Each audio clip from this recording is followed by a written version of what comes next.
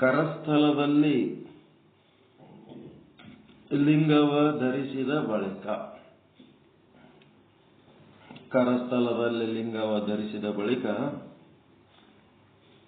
ಅನುಮಿಷ ದೃಷ್ಟಿಯೇ ಆ ಬಿಂದು ಆಗಬೇಕು. ಅನುಮಿಷ ದೃಷ್ಟಿಯೇ ಆ ಬಿಂದು ಆಗಬೇಕು. ತನ್ನ ತಾನೇ ಅನುಮಿಷನಾಗಿರಬೇಕು. ಹೀಗೆ ಲಿಂಗದಲ್ಲಿ ಅನುಮಿಷನಾಗಿರಬೇಕು.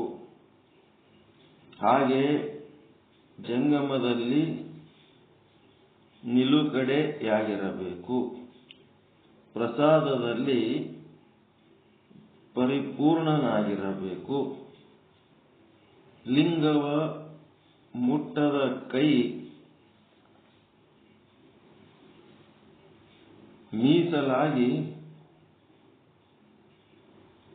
ಹಿರಣ್ಯಕ್ಕೆ ಕೈಯಾನದಿರಬೇಕು. ಲಿಂಗವ ಮುಟ್ಟಿದ ಕೈ ಆಗಬೇಕು, ಮುಟ್ಟದ ಕೈ ಅಲ್ಲ, ಲಿಂಗವ ಮುಟ್ಟಿದ ಕೈ. ಹಿರಣ್ಯಕ್ಕೆ ಕೈಯಾನದಿರಬೇಕು. ಹೀಗೆ ತನ್ನ ನಿಲುಗಡೆಯ ತಾನರಿದಿರಬೇಕು. ಇದು ಕಾರಣ ನಮ್ಮ ಕೂಡಲ ಚನ್ನ ಸಂಗಯ್ಯನಲ್ಲಿ ಕರಸ್ಥಲವನ್ನು ವರಿವಡೆ ಇದೇ ಕ್ರಮವು. ಲಿಂಗವನ್ನ ಅರಿಬೇಕಂತಂದ್ರೆ ಹೆಂಗಪ್ಪ ಅಂತಂದ್ರೆ, ಕರಸ್ಥಲದಲ್ಲಿ ಲಿಂಗವ ಧರಿಸಿದ ಬಳಿಕ, ಕರಸ್ಥಲ ಅಂತಂದ್ರೆ ಪಿಂಡಾಂಡ, ಶರೀರ, ಅದರೊಳಗ ಅರಿವು ಆದ ಅಂತೇಳಿ ಗುರುವಿನಿಂದ ದೀಕ್ಷೆ ತಗೊಂಡು ಶ್ರವಣ ಮನನ ನಿಧಿಧ್ಯಾಸನ ಮಾಡಿ ಆ ಅರಿವನ್ನ ಅರಿತ ಬಳಿಕ, ಅರಿವನ್ನ ಧರಿಸಿದ ಬಳಿಕ, ಅರಿವನ್ನ ಧರಿಸಿದ ಬಳಿಕ ನಮ್ಮದು ದೃಷ್ಟಿ ಎಲ್ಲ ಎದರ ಮೇಲೆ ಇರಬೇಕು?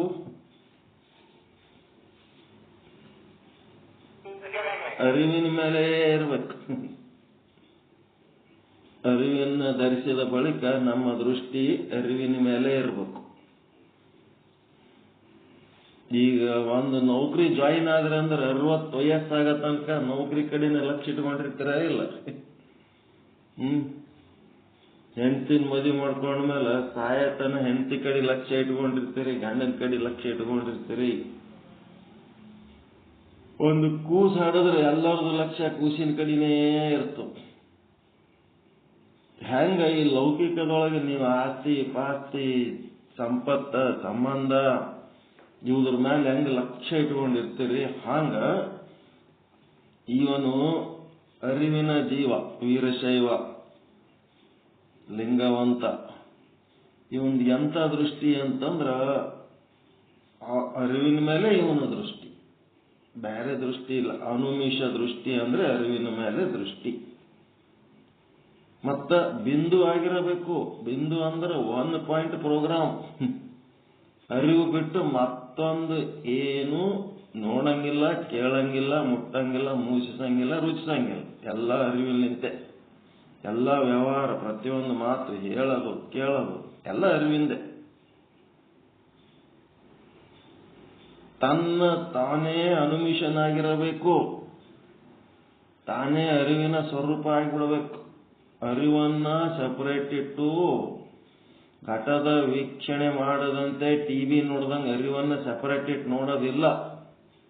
ನಿಮ್ಮ ಮನಸ್ಸು ಬುದ್ಧಿ ಇಂದ್ರಿಯಗಳನ್ನ ನಿಮ್ಮಿಂದ ಸಪರೇಟ್ ಇಟ್ಟು ಈ ಇಂದ್ರಿಯಗಳು ಏನ್ ಮಾಡ್ಲಕತ್ತವ ನೋಡಿದಂಗ ಅರಿವನ್ನ ನೀವು ಸಪರೇಟ್ ಇಟ್ಟು ನೋಡಂಗಿಲ್ಲ. ಅರಿವು ನೀವೇ ಆಗಬೇಕು. ಅದು ಬಿಟ್ಟು ನಾವೇನ್ ಮಾಡ್ತೀವಿ, ಅರಿವನ್ನ ಸಪರೇಟ್ ಇಟ್ಟು ನೋಡಿ ಆ ಇಂದ್ರಿಯಗಳೇ ನಾವಾಗ್ತೀವಿ. ಹೇಗದ ನೋಡ್ರಿ, ಇಂದ್ರಿಯಗಳು ಹೇಳ್ದಂಗೆ ಕೇಳ್ತೀವಿ, ಇಂದ್ರಿಯಗಳೇ ನಾವಾಗ್ತೀವಿ. ಮನ ಬುದ್ಧಿ ಚಿತ್ತ ಕಣ್ಣು ಕಿವಿ ಮೂಗು ಕಾಲು ಕೈ ಏನವಲ್ಲ ಅವೇ ನಾವಂತ ತಿಳ್ಕೊಂಡು ಅವು ಏನ್ ವ್ಯವಹಾರ ಮಾಡ್ತಾವ ಅದ್ರಂಗೆ ವ್ಯವಹಾರ ಮಾಡ್ತೀವಿ. ಅರಿವನ್ನ ಸಪರೇಟ್ ಇಟ್ಟು ನೋಡ್ತೀವಿ. ಆದ್ರೆ ಅರಿವನ್ನ ಸಪರೇಟ್ ಇಟ್ಟು ನೋಡಂಗಿಲ್ಲ. ಅರಿವು ತಾನೇ ಆಗಿ ಆ ಇಂದ್ರಿಯಗಳನ್ನ ತನ್ನಿಂದ ಭಿನ್ನವಾಗಿಟ್ಟು ಅವು ಏನ್ ಮಾಡ್ಲಕತ್ತವ ನೋಡ್ಬೇಕು. ಅದಕ್ಕೆ ತಾನೇ ಅನುಮಿಷನಾಗಿರಬೇಕು, ತಾನೇ ಅರಿವಿನ ಸ್ವರೂಪನಾಗಬೇಕು. ಹೀಗೆ ಲಿಂಗದಲ್ಲಿ ಅನುಮಿಷನಾಗಿರಬೇಕು. ಅರಿವಿನಲ್ಲಿ ಒಂದು ಕ್ಷಣನೂ ಅಲಗಲಾರ್ದಂಗ ಅಂಗದ ಮೇಲಿನ ಲಿಂಗ ಒಂದು ಕ್ಷಣನೂ ಅಗಲಬಾರದು ಅಂದ್ರೆ ಅದರ ಅರ್ಥ ಏನು? ಅರಿವನ್ನ ಬಿಟ್ಟು ಒಂದು ಕ್ಷಣನೂ ಮರುವಿನ ಕಡೆ ಹೋಗ್ಬಾರ್ದು. ಒಂದು ಬಿಂದು ಪಾಯಿಂಟ್ ಹೆಂಗಿರ್ತದೆ ಹಂಗಿರ್ಬೇಕು. ಆಮೇಲೆ ಹೆಂಗಿರ್ಬೇಕಪ್ಪ ಅಂತಂದ್ರೆ ತನ್ನ ಲಕ್ಷ್ಯ ಎಲ್ಲ ಅರಿವಿನ ಕಡೆ ಇಟ್ಕೋಬೇಕು. ಇನ್ನೊಂದು ಏನಾಗಬೇಕಪ್ಪ ಅಂದ್ರ ಜಂಗಮನಾಗಿ ನಿಲುಗಡೆಯಾಗಿರಬೇಕು. ಅಂತಂದ್ರೇನು? ಜಂಗಮನಾಗಿ ಎಲ್ಲರಿಗೂ ಸಪೋರ್ಟ್ ಆಗಿರ್ಬೇಕು. ನಿಲುಗಡೆ ಆಗಿರ್ಬೇಕಂತಂದ್ರೆ ಏನು? ಸಪೋರ್ಟ್. ಸಮಾಜದೊಳಗ ಮನಿಗೆ ಜಂಗಮ ಯಾಕೆ ಅಡ್ಡಾಡ್ತಾನ ಅಂತಂದ್ರ ಅವರು ದುಃಖಗಳು ಇನ್ನೊಬ್ಬರಿಗೆ ಹೇಳಕ್ ಬರ್ಲಾರ್ದಂಗ, ಅವ್ರ ಕಷ್ಟಗಳು ಇನ್ನೊಬ್ಬರಿಗೆ ಹೇಳಕ್ ಬರ್ಲಾರ್ದಂಗ, ಯಾರಿಗೆ ಹೇಳಿದ್ರೆ ಏನು ಉಪಯೋಗ ಅದ ಅನ್ನಂಗ ಜೀವನದಾಗ ನಿರಾಶೆ ಆಗಿರ್ತಾರಲ್ಲ ಅಂಥವ್ರ ಕಷ್ಟ ನಷ್ಟಗಳಿಗೆ ತಾನು ಸಪೋರ್ಟರ್ ಆಗಬೇಕು. ಜಂಗಮನಾಗಿ ನಿಲುಗಡೆಯಾಗಬೇಕು.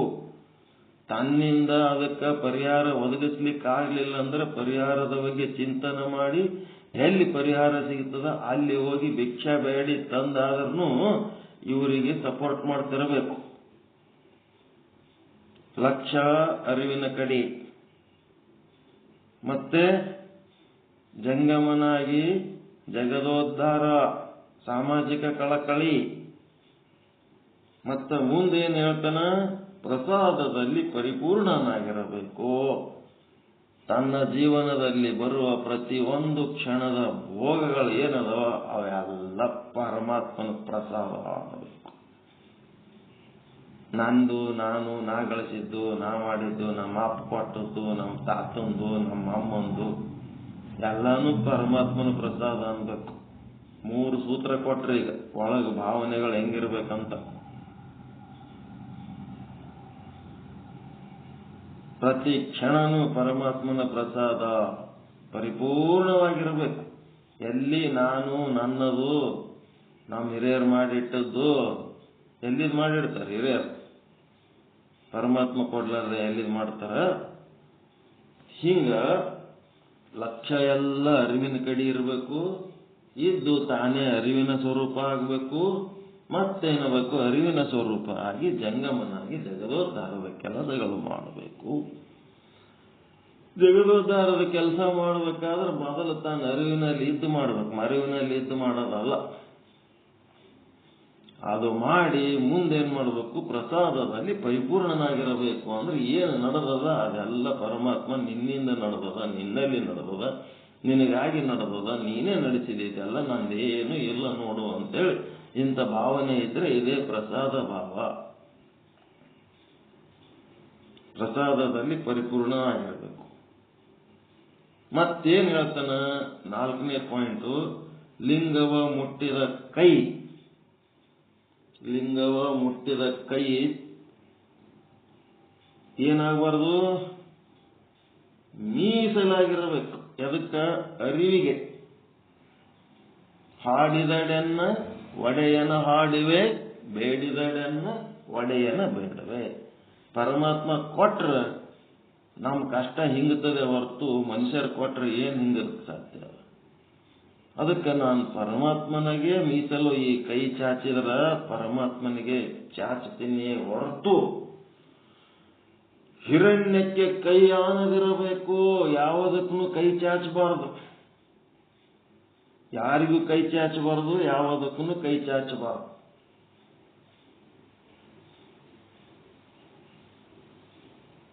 ಯಾಚನೆಗಿಂತ ಬೇರೆ ಪಾಪ ಉಂಟೆ ಅಂತ ನಿಜಗುಣ ಶಿವಗಿಗೆ ಕೇಳ್ತಾರ. ಯಾರಿಗಾರ ಕೈ ಚಾಚಿ ಬೇಡದು ಅಂತಂದ್ರೆ ಅದಕ್ಕಿಂತ ಮತ್ತೆ ಬೇರೆ ಪಾಪ ಇನ್ನೇನಾರ ಇರ್ಲಕ್ ಸಾಧ್ಯ ಅದ ಏನು? ಯಾರಿಗಾರ ಏನಾರ ಕೈ ಚಾಚಿ ಬೇಡಿದ್ರಿ ಅಂತಂದ್ರೆ ಅದು ಪಾಪದ ಲಕ್ಷಣ, ಪಾಪಿಷ್ಟನ ಲಕ್ಷಣ, ಪುಣ್ಯವಂತರ ಲಕ್ಷಣ ಅಲ್ಲ. ಮತ್ತ ಬೇಡಿದ್ದು ಅವರು ಕೊಡಬಹುದು, ಕೊಡದೇ ಇರಬಹುದು. ಕೊಟ್ರ ತಗೊಂಡು ಅವರಿಗೆ ಮಾರ್ತ ಬಿಟ್ರ ಅದು ಇನ್ನ ಪಾಪದ ಲಕ್ಷಣ. ಮತ್ತ ಅವ್ರು ಒಂದ್ ವೇಳೆ ಕೊಡ್ಲಿಲ್ಲ ಅಂದ್ರ ಕೊಟ್ಟಿಲ್ಲ ಅಂತೇಳಿ ಸಿಟ್ಟಿಗೇರಿ ಅವ್ರ ಮೇಲೆ ದ್ವೇಷಕಾರದು ಪರಮ ಪಾಪಿಷ್ಟ ಕಡು ಮೂರ್ಖರ ಲಕ್ಷಣ. ಯಾರಿಗೆ ಕೈ ಚಾಚುವ ಪರಮಾತ್ಮನಿಗೆ ಅಷ್ಟೇ ಕೈ ಚಾಚಬೇಕು. ಅದಕ್ಕೆ ಲಿಂಗವ ಮುಟ್ಟಿದ ಕೈ ಮೀಸಲಾಗಿ ಹಿರಣ್ಯಕ್ಕೆ. ಈ ಜಗತ್ತಿನೊಳಗ ರೊಕ್ಕ ರೂಪಾಯಿ ಬಟ್ಟಿ ಅನ್ನ ಭಿಕ್ಷೆ ಬೇಡ್ತಾರಲ್ಲ ಎಲ್ಲ ಪರಮ ಪಾಪಿಷ್ಟರ ಲಕ್ಷಣ. ಯಾರಿಗೆ ಕೈ ಚಾಚಬಾರ್ದು. ಮತ್ತು ಪಾಪಿಷ್ಟರದೇ ಈಗ ದೊಡ್ಡದು ಏನಪ್ಪ ಅಂತಂದ್ರ ದಾದಾಗಿರಿ ನಡೆದದಿ. ಅವ್ರದೇ ಒಂದು ದೊಡ್ಡ ಮಾಫಿಯಾ ಭಿಕ್ಷುಕರು. ಹೋಟೆಲ್ನಾಗ ಕೌಂಟರ್ನಾಗ ಏನ್ ಟಿಫಿನ್ ಬೇಕು ಅಂತ ಕೇಳ್ತಾನ, ರೊಕ್ಕ ಕೊಟ್ರೆ ಅವರು ಚೀಟಿ ಕೊಡ್ತಾರ. ಇಂಥದ್ದು ಟಿಫಿನ್ ಬೇಕು ಅಂದ್ರೆ ಚೀಟಿ ಕೊಡ್ತಾರೆ. ಅದ್ರ ರೊಕ್ಕ ಹಿಂಗ್ ತೆಗೆದು ಕೊಡ್ತಿರ್ತೀವಿ. ಬೆನ್ನಿಂದ ಬಂದು ಒಬ್ಬ ಭುಜ ಬಡಿತಾನ. ಭುಜ ಬಡಿದು ಏನು ಯಾರಂತ ಕೇಳಿದ್ರ, ನನ್ಗೊಂದು ಟಿಫಿನ್ ತಗೋರಿ, ಬೆಳಿಗ್ಗೆಯಿಂದ ನಾ ಟಿಫಿನ್ ಮಾಡಿಲ್ಲ. ಇದು ನೋಡಿ ಹೆಂಗ ನೀನು ಅವನಿಗೆ ಟಿಫಿನ್ ತಗೋ ಅಂತ ಹೆಂಗ ಹಿಂದ್ ಬುಜ್ಜ ಬಡದು ನಾ ಟಿಫಿನ್ ನಿಂದ ರೊಕ್ಕ ಕೊಡೋ ಟೈಮ್ನೊಳಗೆ ಅವ ನನಗ್ ಗಮನ ಸೆಳೆದು ಅವ ನನಗೆ ಹೇಳ್ತಾನ, ಅಲ್ಲಿ ರಿಕ್ವೆಸ್ಟ್ ಅನ್ನೋದು ಇಲ್ಲೇ ಇಲ್ಲ, ಆರ್ಡರ್. ಆ ಹೋಟೆಲ್ನವನಿಗೆ ಒಂದೇ ಸಲ ಹೇಳ್ಬಿಟ್ಟ, ಏನಿದೆ ಯಾರು ಇವ್ರು ಗೊತ್ತದ ಏನು ನಿನಗೆ, ಯಾವನ ಬಂದು ಬುಜ್ಜಕ್ ಬಡದು ನನಗೆ ಟಿಫಿನ್ ತಗೋ ಅಂತ ನೀವು ಯಾರು ಫೋನ್ ನನಗೆ ಗೊತ್ತಾನ, ನಿನಗೆ ಮತ್ತೆ ಬರಬೇಡ ಅಂತ ಹೇಳಿಲ್ಲ ನಿನಗ, ಹೋಗ ಆ ಕಡೆ. ಅವ್ರವ್ರದೇ ಕಾಂಟ್ಯಾಕ್ಟ್ ಇರ್ತಾವ ಕೆಲವೊಂದು. ಎಷ್ಟು ಇವು ದರಿದ್ರ ಗುಣಗಳು ಚಾಲು ಮಾಡ್ಯಾರ. ಭಿಕ್ಷೆ ಬೇಡದ್ರಾಗೆ ಪಾಪಿಷ್ಟ್ರದು ಕೈ ಮೇಲಾಗ್ಲಿಕ್ಕತ್ತು.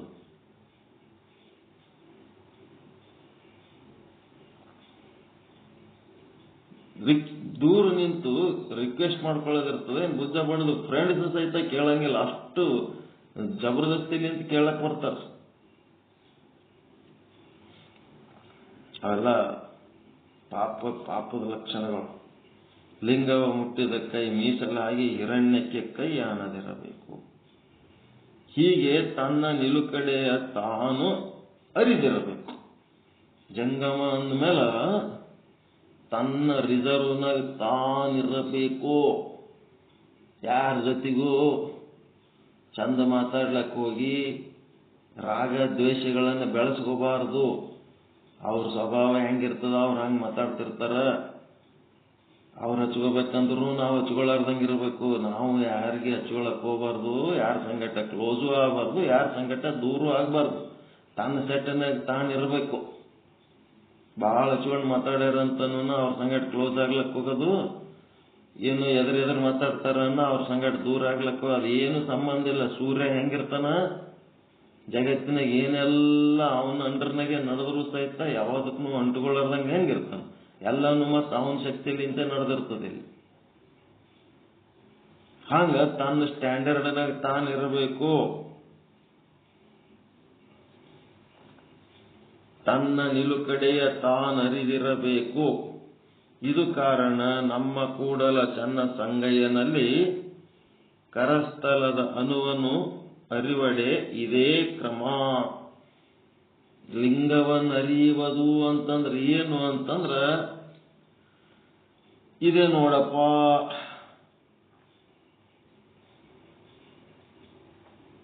ನಿನ್ನೊಳಗ ಅರಿವು ಆದ ಅಂತಂದ್ರೆ ಏನೇನ್ ಮಾಡ್ಬೇಕು? ಇನ್ನೊಬ್ಬರಿಗೆ ಕೈ ಚಾಚಲಂಗಿರ್ಬಾರ್ದು, ಕೈ ಚಾಚಂಗಿರ್ಬಾರ್ದು.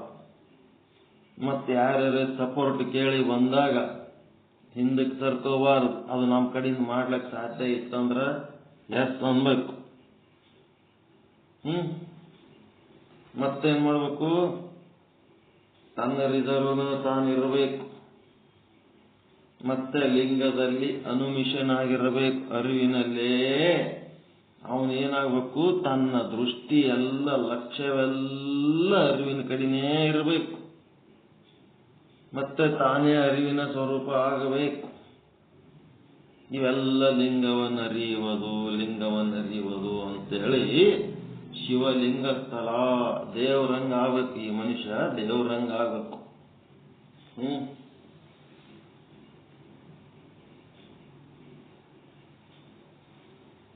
ದೇವರು ಯಾರಿಗೆ ಕೈ ಚಾಚ್ತಾನ? ಎಲ್ಲರಿಗೆ ಕೊಡ ದೇವ್ರ.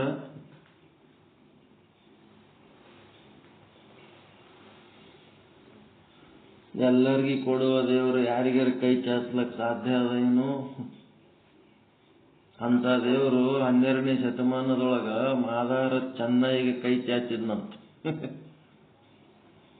ಏನು ರುಚಿ ಅದಲ್ಲಪ್ಪ ನೀನ್ ನಂಬಲಿ, ಇನ್ನೊಂದಿಟ್ಟು ಹಾಕಂದನಂತ. ಎಂತ ಸಾಧಕರಪ್ಪ ಅವರೆಲ್ಲ, ತಮಿಳುನಾಡಿನ ಭಕ್ತರು. ಮಾದಾರ ಚೆನ್ನಯ್ಯ ಮತ್ತೆ ಅನ್ನಪೂರ್ಣೇಶ್ವರಿಗೆ ಕಾಶಿ ವಿಶ್ವನಾಥ ಕೈ ಚಾಚಿದ್ನಂತ ಭಿಕ್ಷೆ. ಅದು ಬೇರೆ ಕತ್ತಿ. ಅದು ಆಕೆ ಬ್ರಹ್ಮ ಏನ್ರಿ ಭಕ್ತನ ಮನೆಯಲ್ಲಿ ಪ್ರೀತಿಯಿಂದ ಕುಡಿದ. ಅಲ್ಲಿ ಏಕೋಭಾವ. ಅವ ಚೆನ್ನಯ್ಯ ಬೇರೆ ಶಿವ ಬೇರೆ ಅಂತ ಹೇಳಿಕೆ ಭಿಕ್ಷೆ ಬೇಡಿಲ್ಲ ಅವರು. ಅವ್ರವ್ರು ಒಬ್ಬರ ಮನೆಗೆ ಒಬ್ರು. ಈಗ ನಾನ್ ನಿಮ್ಮ ಮನೆಗೆ ಬರ್ತೀನಿ ಅಂತ ನಾ ಏನು ಭಿಕ್ಷೆ ಬೇಡಕ್ ಬರ್ತೇನೆ ನಿಮ್ಮ ಮನೆಗೆ? ಮತ್ತ ನಮ್ಮ ಮನೆ ಅಂತ ಬಂದಿರ್ತೀನಿ ನಾವು.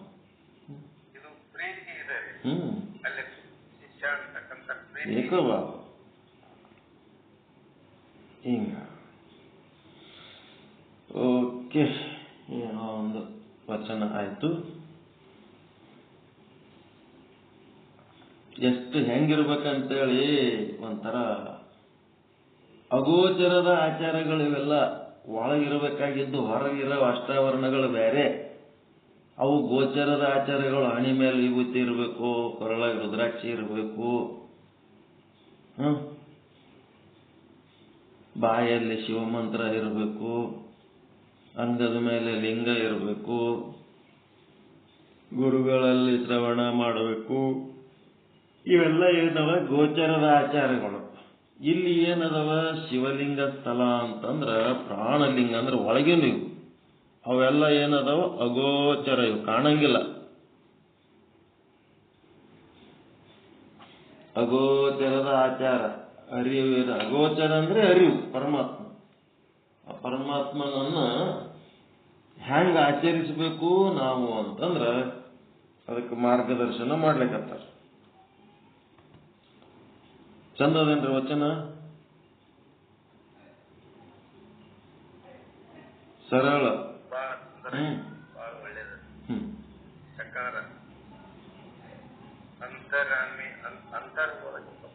ಒಳಗಿಂದ.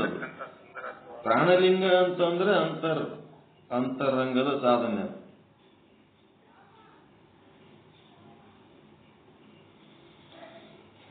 ಪ್ರಾಣಲಿಂಗ ಎಲ್ಲ ಆಭರಣಗಳಿಗೆ ವೇಸ್ಟೇಜ್ನಲ್ಲಿ 1% ಕಡಿಮೆ. ಅದು ಮಾತ್ರ ಅಲ್ಲ, ನಿಮ್ಮ ಹಳೆಯ ಆಭರಣಗಳಿಗೆ ₹150 ಗ್ರಾಮ್ಗೆ ಎಕ್ಸ್ಟ್ರಾ ಕೊಡ್ತೀವಿ.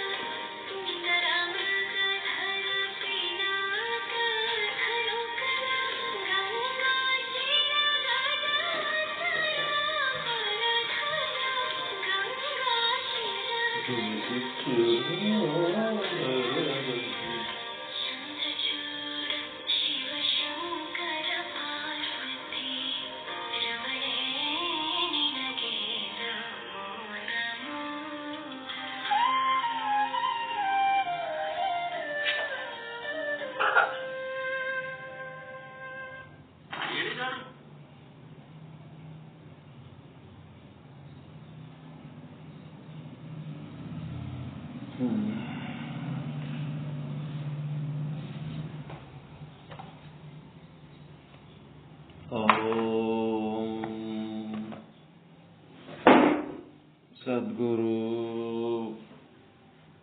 ಶ್ರೀ ಪಂಡಿತ ಪೀತಾಂಬರಜಿಯೇ ನಮಃ. ಸದ್ಗುರು ಸಾಧು ನಿಶ್ಚಲದಾಸಜಿಯೇ ನಮಃ. ಸದ್ಗುರು ಶ್ರೀ ಶುದ್ಧ ಬ್ರಹ್ಮಣೇ ನಮಃ. ಇಲ್ಲಿ ಒಂದು ನಿರ್ವಿಷಯಿ ಅಂತ ಒಂದು ಶಬ್ದ. ನಿರ್ವಿಷಯಿ ಅಂತಂದ್ರೆ ಏನು? ಸಂಜ್ಞೆ.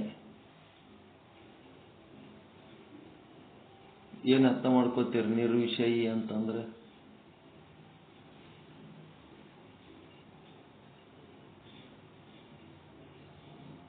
ಜಲ್ದಿ ಒಂದು ಇಲ್ಲಿ ತನಕ ಆ ಪರಮಾತ್ಮ ವಿಷಯ ಅಂದ್ರೆ ಏನು?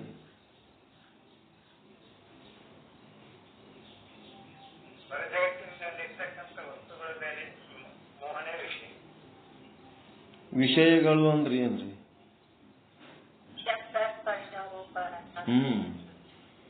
ಶಬ್ದ ಸ್ಪರ್ಶ ರೂಪ ರಸ ಗಂಧಗಳ ವಿಷಯ. ಆ ಪರಮಾತ್ಮ ನಿರ್ವಿಷಯ ಆಗ್ಯಾನ ಅಂತಂದ್ರ ಅವನಲ್ಲಿ ಶಬ್ದ ಸ್ಪರ್ಶ ರೂಪ ರಸ ಗಂಧಾದಿಗಳ ಯಾವ ವಿಷಯಗಳು ಇಲ್ಲ. ಅವನಲ್ಲಿ ರೂಪ ಇದ್ರೆ ನಮ್ಮಲ್ಲಿ ಕಣ್ಣಿತ್ತು ಅರಿಯುವುದಕ್ಕೆ. ಅವನಲ್ಲಿ ಶಬ್ದ ಇತ್ತು ಅಂದ್ರೆ ನಮ್ಮಲ್ಲಿ ಕಿವಿ ಇತ್ತು. ಅವನಲ್ಲಿ ರುಚಿ ಇತ್ತು ಅಂದ್ರೆ ನಾವು ನಾಲಿಗೆಯಿಂದ ಅರಿಯಬಹುದಾಗಿತ್ತು. ಅವನಲ್ಲಿ ಯಾವುದಾದ್ರೂ ಒಂದು ಗಂಧ ಇತ್ತು ಅಂದ್ರೆ ನಾವು ನಮ್ಮ ಘ್ರಾಣದಿಂದ ಅರಿಯಬಹುದಾಗಿತ್ತು. ಅವನಲ್ಲಿ ಸ್ಪರ್ಶ ಇತ್ತು ಅಂದ್ರೆ ಅವನಿಗೆ ಮುಟ್ಟಿ ತಿಳ್ಕೋಬಹುದಾಗಿತ್ತು. ಇವು ಯಾವ ವಿಷಯಗಳು ಅವನಲ್ಲಿ ಇಲ್ಲ. ಹೀಗಾಗಿ ಅವನು ನಿರ್ವಿಷಯಿ ಅಂತ. ಇದು ಏನಾಯ್ತು?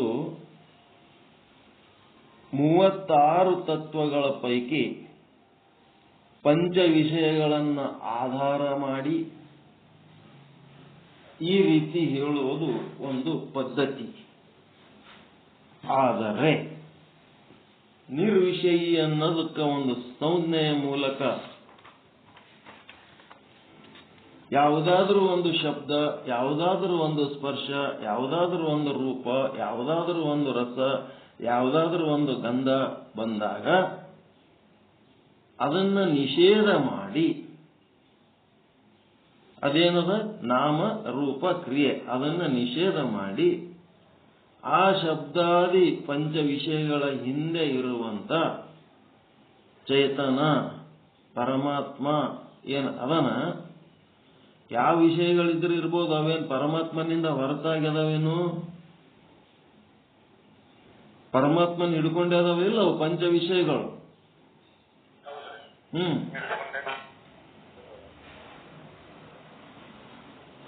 ಅವ ಲಂಬನ, ಈ ಪಂಚ ವಿಷಯಗಳು ಅವಲಂಬನ. ಆ ಪರಮಾತ್ಮನನ್ನೇ ಅವಲಂಬಿಸವ, ಆ ಲಂಬನನ್ನೇ ಅವಲಂಬಿಸವು. ಹೀಗಾಗಿ ಆ ನಾಮ ರೂಪಗಳನ್ನ ತ್ಯಾಗ ಮಾಡಿ ನಾವೇನ್ ಮಾಡಬೇಕು? ಆ ನಾಮರೂಪಗಳನ್ನ ತ್ಯಾಗ ಮಾಡಿ ಅದರ ಹಿಂದೆ ಇರುವ ತತ್ವ ಚಿತ್ತಾನಂದ ಪರಮಾತ್ಮನನ್ನ ಅರಿಯಬೇಕು, ತಿಳ್ಕೋಬೇಕು. ಇದು ಒಂದು ರೀತಿ ನಿರ್ವಿಷಯ. ಈಗ ಬಿಜಾಪುರದೊಳಗ ಒಂದು ಮುನೀಶ್ವರ್ ಭಾಗತ ಸಿಂದಗಿ ರೋಡ್ನೊಳಗ ಒಂದು ಕಾಲನಿ ಅದ. ಆ ಕಾಲನಿ ಒಳಗ ಅದ್ಭುತ ಸಾಧಕರದಾರ, ಆಧ್ಯಾತ್ಮ ಸಾಧಕರದಾರ ಅವರೆಲ್ಲ. ಅವರಿಗೊಬ್ಬರು ಗುರುಗಳು ಮುನೀಶ್ವರ ಗುರುಗಳಂತ. ನಮ್ ಗಿರಿಜಮ್ಮ ಪಾರ್ಗೊಂಡು ಆ ಗುರುಗಳಿಗೆ ನಡ್ಕೋತಾಳ. ಆಕಿನೂ ಅದ್ಭುತ ಸಾಧಕಿ, ಆ ಗುರುಗಳ ಸಾಧಕಿ ಆಕಿ. ನಮ್ಮ ಮಾವ, ನಮ್ಮ ತಾಯಿ ಅಣ್ಣನೂ ಅದರದೇ ಸಾಧಕ. ಅದ್ರ ಸುತ್ತಮುತ್ತನೇ ತಮ್ಮ 3 ಮಕ್ಕಳಿಗೆ ಮನಿ ಕಟ್ಸಿಟ್ಟಾರ. ಅವ್ರ ಕಾಲನಿ ಮಾಡ್ಯಾರ, 3 ಮಕ್ಕಳಿಗೆ ಆಸ್ತಿ ಮಾಡಿಟ್ಟಾರ. ಆ ಮನಿಗೊಳದಾಗ ಅವ್ರ ಅದಾರ. ನಮ್ಮ ಮಾವಗ ಒಂದು 100 ಪ್ರಶ್ನೆಗಳು 100 ಸಾರಿ ಕೇಳಿನ ಗುರುವಿನ ಬಗ್ಗೆ. ದ್ವೈತ ಹೇಳ್ತಾರೇನೋ? ಇಲ್ಲ. ಅದ್ವೈತ ಹೇಳ್ತಾರೇನೋ? ಇಲ್ಲ. ವಿಶಿಷ್ಟ ಅದ್ವೈತ ಹೇಳ್ತಾರ? ಹಂಗೇನಿಲ್ಲ. ಶಕ್ತಿ ವಿಶಿಷ್ಟ ಇಲ್ಲ. ವೀರಶೈವ ಅದೇನಿಲ್ಲ. ಹಿಂದೂ ಧರ್ಮದ ಯಾವುದೋ ಅಂತ ಅದೇನಿಲ್ಲ. ಯೋಗ ಹೇಳ್ತಾರೆ? ಇಲ್ಲ. ಕರ್ಮೋಪಾಸನೆ ಇಲ್ಲ. ಸಕಾಮ್ ನಿಷ್ಕಾಮ್ ಏನ್ ಗೊತ್ತದ ಎಲ್ಲಾನು ಕೇಳಿರಿ. ಹಂಗೇನಿಲ್ಲಪ್ಪ, ಹಂಗೇನಿಲ್ಲ. ನೀ ಏನ್ ಅನ್ಕೊಂಡಿದೀಯ ಹಂಗೇನಿಲ್ಲ, ಹಂಗೇನಿಲ್ಲ. ಈಗ ನಮಗೂ ಇಲ್ಲಿ ಯಾರು ಕೇಳಿದ್ರ ವಿಚಾರ ಸಾಗರ ಒಂದೇ ಹೇಳ್ತಾರೆ ಅಂತ ಕೇಳಿದ್ರೆ ಅದಕ್ಕೆ ಅಂಟ್ಕೊಂಡಿವಿ ನಾವು. ಇಲ್ಲಿ ವಿಚಾರ ಸಾಗರ ಏನ್ ಭಗವದ್ಗೀತೆ ಹೇಳ್ತಾರೆ? ಇಲ್ಲ. ಯೋಗ ಕಂಡುಕೊಂಡಿವ? ಇಲ್ಲ. ಕರ್ಮ ಕಂಡುಕೊಂಡಿವ? ಇಲ್ಲ. ಜ್ಞಾನ ಕಟ್ಕೊಂಡಿವ? ಇಲ್ಲ. ನಾವು ಸಚ್ಚಿದಾನಂದ ಸ್ವರೂಪ ಆಗುವ ಸಾಧನೆಗೆ ಅಂಟ್ಕೊಂಡಿವಿ. ಆ ಪ್ರಶ್ನೆ ಕೇಳಕ್ ಬರ್ತಿದ್ದಿಲ್ಲ ನನಗೆ. ಅದೊಂದು ಪ್ರಶ್ನೆ ನನಗೆ ಗೊತ್ತಿದ್ದಿದ್ದಿಲ್ಲ, ಸರಿಯಾಗಿ ಸ್ಪಷ್ಟವಾಗಿದ್ದಿದ್ದಿಲ್ಲ. ವಿಚಾರ ಸಾಗರ ಸಿಕ್ಕ ಮೇಲೆ ಅದು ಸ್ಪಷ್ಟವಾಯ್ತು ನನಗೆ. ಅದು ಬಿಟ್ಟು 1000 ಪ್ರಶ್ನೆಗಳು, ಅದು ಒಂದು ತಿಳಿಲಿಲ್ಲ ಅಂತಂದ್ರೆ 1000 ಪ್ರಶ್ನೆ ಹುಟ್ಟುತ್ತಾವ. ಅದು ಒಂದು ತಿಳಿತು ಅಂತಂದ್ರೆ ಸಚ್ಚಿದಾನಂದ ಸ್ವರೂಪ ಸಾಧನೆಯ ಬಗ್ಗೆ ಹೇಳ್ತಾರೇನಂದ್ರೆ ಹೌದಂತಿದ್ರು. ಅದು ಒಂದು ಬಿಟ್ಟು ಎಲ್ಲನೂ ಹೇಳ್ತಿದ್ರು. ಎದಕ್ಕೆ ಹೇಳ್ತಿದ್ರು? ಸಚ್ಚಿದಾನಂದ ಸ್ವರೂಪ ಸಾಧನೆಗಾಗಿ ಅನುನಿಶ ಯೋಗಿ ಆಗುವುದಕ್ಕೆ ಹೇಳ್ತಿದ್ರು ಅವರು. ಆದ್ರೆ ಯಾವದಕ್ಕೂ ಅಂಟ್ಕೊಂಡಿದ್ದಿಲ್ಲ ಅವರು. ಸಿದ್ಧಾಂತ ಶಿಖಾಮಣಿ ಒಳಗೆ 101 ಸ್ಥಳಗಳ ಬಗ್ಗೆ ಕೇಳಿದ್ರೆ ಏನ್ ಹೇಳ್ಬೇಕು? ಅಲ್ಲಿ ಲಿಂಗ ಆಗೋದು ಮುಖ್ಯ ಅದ. ಹಂಗ ಹೋಗಿ ಲಿಂಗ ಆಗೋದು ಮುಖ್ಯ ಆಗ್ಯದ. ಲಿಂಗ ಆಗೋದು ಹೇಳ್ತಾರೆ ನಾವು 101 ಸ್ಥಳಗಳು ಹೇಳಿರ್ತಾರೆ ಅಂತಂದ್ರೆ ತೊಗೊಂಡೇನ್ ಮಾಡ್ಬೇಕು ನಾವು? ಲಿಂಗ ಆಗೋದು ಮುಖ್ಯ ಅದ, ಶಿವ ಆಗೋದು ಮುಖ್ಯ ಅದ. ಅದು ಸಾಧನೆ.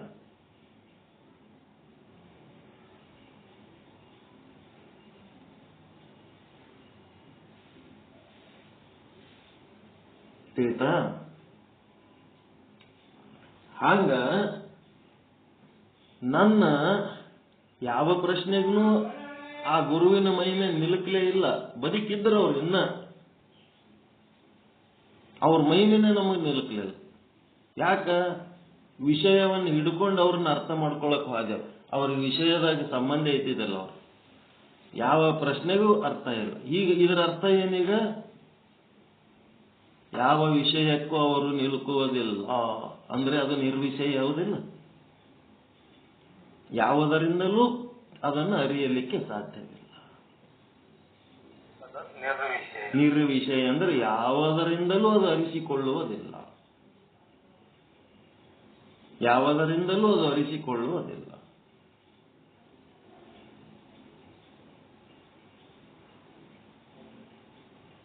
ಹೆಂಗಿದು?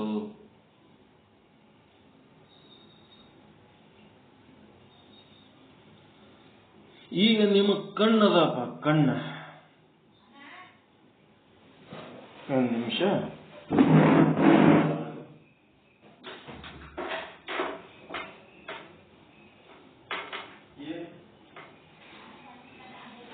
ಎಷ್ಟು 6:30 ಹೊರಗೆ ಈಗ ಬಂದ್ರೆ ನಾನು ಒಂದು ತಾಸು ಬಿಟ್ಟು ಬಂದೆ. ನೀನು ಯಾವಾಗ ಬಂದು ಏನು ಮಾಡ್ತೀನಿ? ಏನು ಮಾಡಿ ಒಂದು ತಾಸು 1.5 ತಾಸು ಬಿಟ್ಟು ಬಂದೆ. 6:30 ಬರಕ್ಕೆ 8ಕ್ಕೆ ಬಂದ್ಕೇನೆ ಹಿಂಗೆ ಮಾಡ್ಕೊತ ಕೂತ್ರಿ. ನಿರ್ವಿಷಯಿ ಅಂತಂದ್ರೆ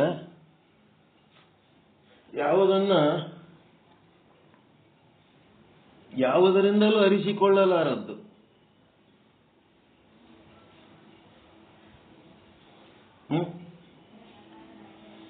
ಯಾವುದರಿಂದಲೂ ಅರಿಸಿಕೊಳ್ಳಲಾರದ್ದು.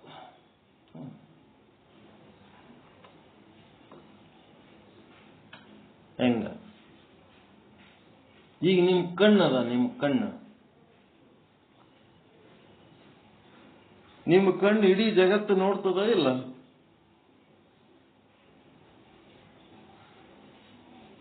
ನಿಮ್ ಕಣ್ಣು ಇಡೀ ಜಗತ್ತು ನೋಡ್ತದ ಇಲ್ಲ? ಮತ್ತ ತಾವ್ ಹೆಂಗ ಅದಾವತ್ತೇಳಿ ತಮ್ಗೇನಾರ ಕಂಡವೇನೋ? ತಮ್ಮನ್ನು ತಾವು ನೋಡ್ಕೊಂಡವ?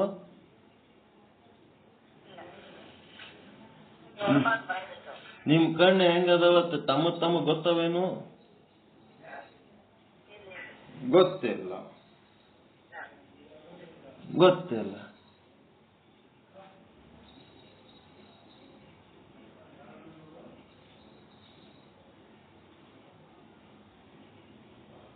ಅದಕ್ಕ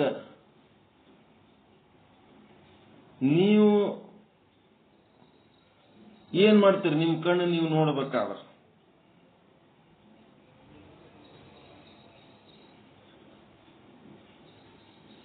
ನಿಮ್ಮ ಕಣ್ಣು ನೀವು ನೋಡಬೇಕಾದರೆ ನೀವು ಏನು ಮಾಡುತ್ತೀರಿ? ಏನ್ರಿ? ಕನ್ನಡಿಯಾಗ ನೋಡ್ತೀರಿ. ನೀವು ಕನ್ನಡಿ ಒಳಗ ನೋಡುವ ಕಣ್ಣುಗಳು ಅವು ಬಿಂಬನ ಪ್ರತಿಬಿಂಬನ?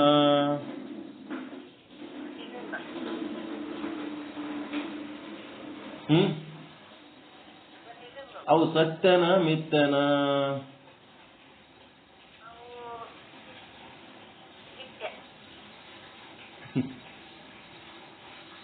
ಹೆಂಗದೆ? ಕನ್ನಡಿಯ ಸಹಾಯ ತಗೊಂಡು ನಿಮ್ಮ ಕಣ್ಣನ್ನ ನೀವು ನೋಡ್ತೀರಿ.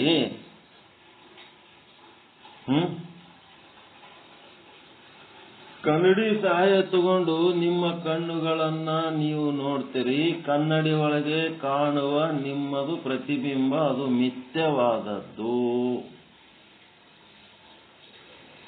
ಈಗ ಆ ಕಣ್ಣುಗಳು ಬೇರೆ ಯಾರ ಕಣ್ಣುಗಳಲ್ಲ, ಅವು ನನ್ನ ಕಣ್ಣುಗಳೇ. ಹೌದಾ?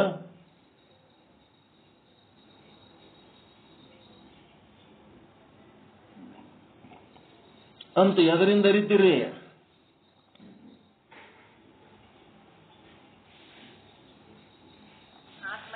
ಆತ್ಮನಿಂದ ಅರಿತೀರಿ. ಮತ್ತ ಅವು ಮಿಥ್ಯ ಅಂತನೂ ಎದರಿಂದ ಅರಿಲಕತ್ತೀರಿ? ಪ್ರತಿಬಿಂಬ ಮಿಥ್ಯ ಅಂತನೂ ಎದರಿಂದ ಅರಿಲಕತ್ತೀರಿ? ಆತ್ಮನಿಂದಲೇ. ಅವು ಅಲ್ಲಿ ಕಾಣುವ ಪ್ರತಿಬಿಂಬಕ್ಕೆ ಬಿಂಬ ಯಾವುದು?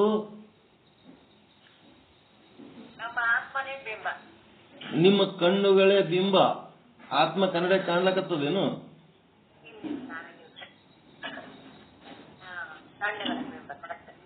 ನಿಮ್ಮ ಕಣ್ಣು ಹೊರಗದವಲ್ಲ, ಈ ಕಣ್ಣುಗಳು ಕನ್ನಡಿ ಒಳಗೆ ಕಾಣ್ಲಕತ್ತವಲ್ಲ, ಅಲ್ಲಿ ಕನ್ನಡಿ ಒಳಗೆ ಕಾಣುತ್ತಿರುವ ಕಣ್ಣುಗಳು ಕನ್ನಡಿ ಒಳಗಿನ ಪ್ರತಿಬಿಂಬದ ಕಣ್ಣುಗಳು ಮಿಥ್ಯ.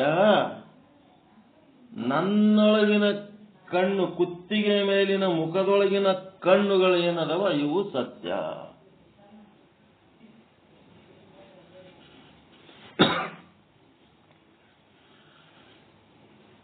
ಹೌದಾ? ಈ ಕನ್ನಡಿಗಳೊಳಗಿರುವಂತಹ ಕಣ್ಣು ಮಿಥ್ಯ ಅನ್ನೋದು ಅರಿತೀರಿ. ಕುತ್ತಿಗೆ ಮೇಲಿರುವ ಕಣ್ಣುಗಳು ನಿಮ್ಮವೇ ಅಂತ ಅರಿತೀರಿ. ಅವು ಮಿಥ್ಯ, ಇವು ಸತ್ಯ ಅಂತ ಅರಿತೀರಿ. ನಿಮ್ಮ ಕಣ್ಣುಗಳು ಸತ್ಯ ಅಂತ ಅರಿತೀರಿ, ಅದ್ರೊಳಗಿರೋ ಮಿಥ್ಯ ಅಂತ ಅರಿತೀರಿ. ಈ ಕಣ್ಣುನು ಒಂದಿನ ಓದ್ತದ, ಆ ಕಣ್ಣುನು ಒಂದಿನ ಓದ್ತಾವ. ಅದಕ್ಕೆ ಸಿದ್ದೇಶ್ವರ ಸ್ವಾಮಿಗಳು ಏನ್ ಹೇಳಿದ್ರು? ಸತ್ಯವೂ ಇಲ್ಲ, ಮಿಥ್ಯವೂ ಇಲ್ಲ. ಆ ಸತ್ಯವನ್ನರಿಯುವ ಆತ್ಮ ನಾನು, ಮಿಥ್ಯವನ್ನರಿಯುವ ಆತ್ಮನು ನಾನೇ. ಅದು ಒಂದೇ ಸತ್ಯ. ಇಲ್ಲಿ ಆಗ್ಬೇಕಾಗಿದ್ದೇನು ತಿಳ್ಕೋಬೇಕಾಗ್ಯದ, ಹೌದಿಲ್ಲ? ಇಲ್ಲಿ ನಡಿಬೇಕಾಗಿದ್ದೇನು? ಕಾಣೋದಕ್ಕಿಂತ ತಿಳ್ಕೊಳ್ಳೋದ ಜವಾಬ್ದಾರಿ ಬಹಳ ಅದ, ಇಲ್ಲ?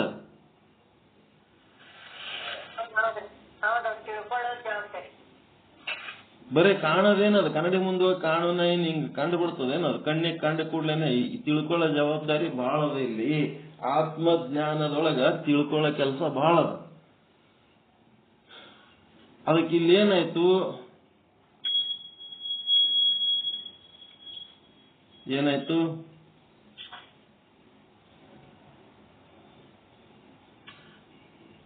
ಈಗ ನೀವು ನಿಮ್ಮ ಕಣ್ಣು ಅಂತೇಳಿ ನೀವು ತಿಳ್ಕೊಂಡಿರಿ, ತಿಳ್ಕೊಳ್ಳೋದ್ರಿಂದ ಗೊತ್ತಾಗ್ಯದ ಅಷ್ಟೇ. ಕನ್ನಡ ಒಳಗಿನ ಕಣ್ಣೇನು ನಿಮ್ಮೆ ಕಣ್ಣು ಇರ್ಬೇಕಂತ ಏನಿಲ್ಲ. ಯಾರ್ದಾದ್ರೂ ಕಣ್ಣುಗಳು ಕಂಡಿರ್ಬೋದು, ಅವು ನಿಮ್ಮ ಅಂತ ನೀವು ತಿಳ್ಕೊಂಡಿರ್ಬೋದು. ಬರೀ ನಿಮ್ ಕಣ್ಣೆ ಕಾಣ್ತಾವ, ಕನ್ನಡ ಒಳಗೆ ಬೇರೆಯವ್ರ ಕಣ್ಣು ಕಾಣಂಗಿಲ್ಲ ಏನದ್ರಾಗ. ಇರ್ಲಿ, ಅದಕ್ಕೆ ಇಲ್ಲಿ ಏನಾಗಬೇಕಾಗ್ಯದ, ನಿಮ್ಮ ಕಣ್ಣು ದೃಷ್ಟಾಂತ ಚಂದ ತಿಳ್ಕೊಂಡ್ರ ಮುಂದೆ ನಿಮಗ ದ್ರಾಷ್ಟಾಂತ ಚಂದ ಅರ್ಥ. ಈಗ ನಿಮ್ಮ ಕಣ್ಣು ಯಾರದ ಕೊಯ್ ಚುಟ್ಟು ಯಾರು ಚಾಲು ಇಟ್ಕೊಂಡ್ರಿ? ನಿಮ್ಮ ಕಣ್ಣು, ಆ ಕಣ್ಣನ್ನ ಇದು ನನ್ನ ಕಣ್ಣು ಅಂತ ಎದರಿಂದ ನೋಡಿ ಅರ್ತಿರಪ್ಪ?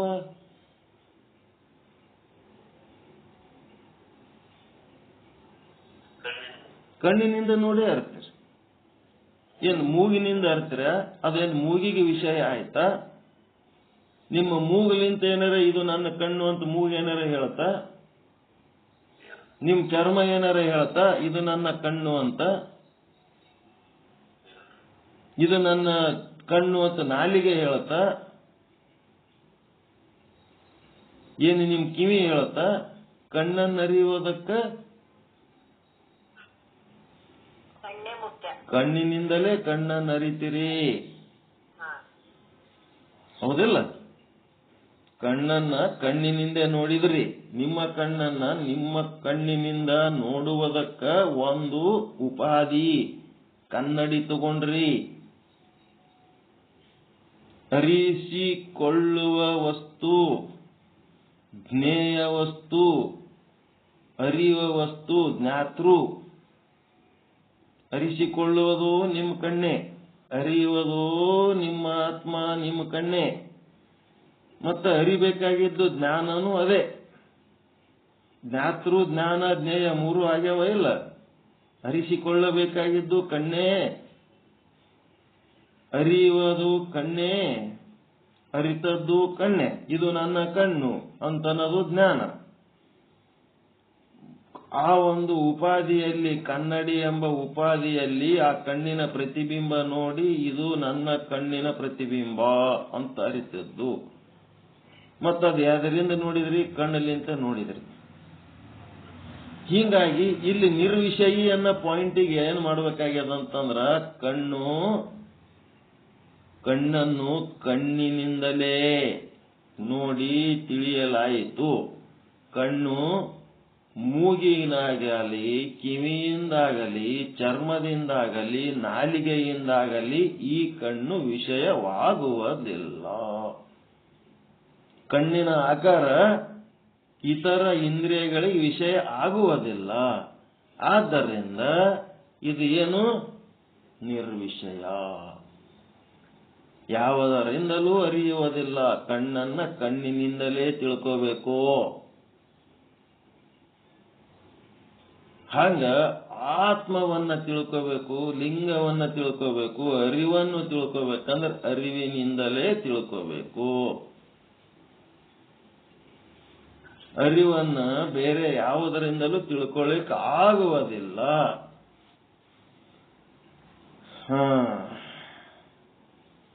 ಈಗೇನಾಯ್ತು? ದೃಷ್ಟಾಂತದಿಂದ ಸಿದ್ಧಾಂತಕ್ಕೆ ಬರಬೇಕು. ದೇಹ ಅನ್ನಮಯ ಕೋಶ ಅದ,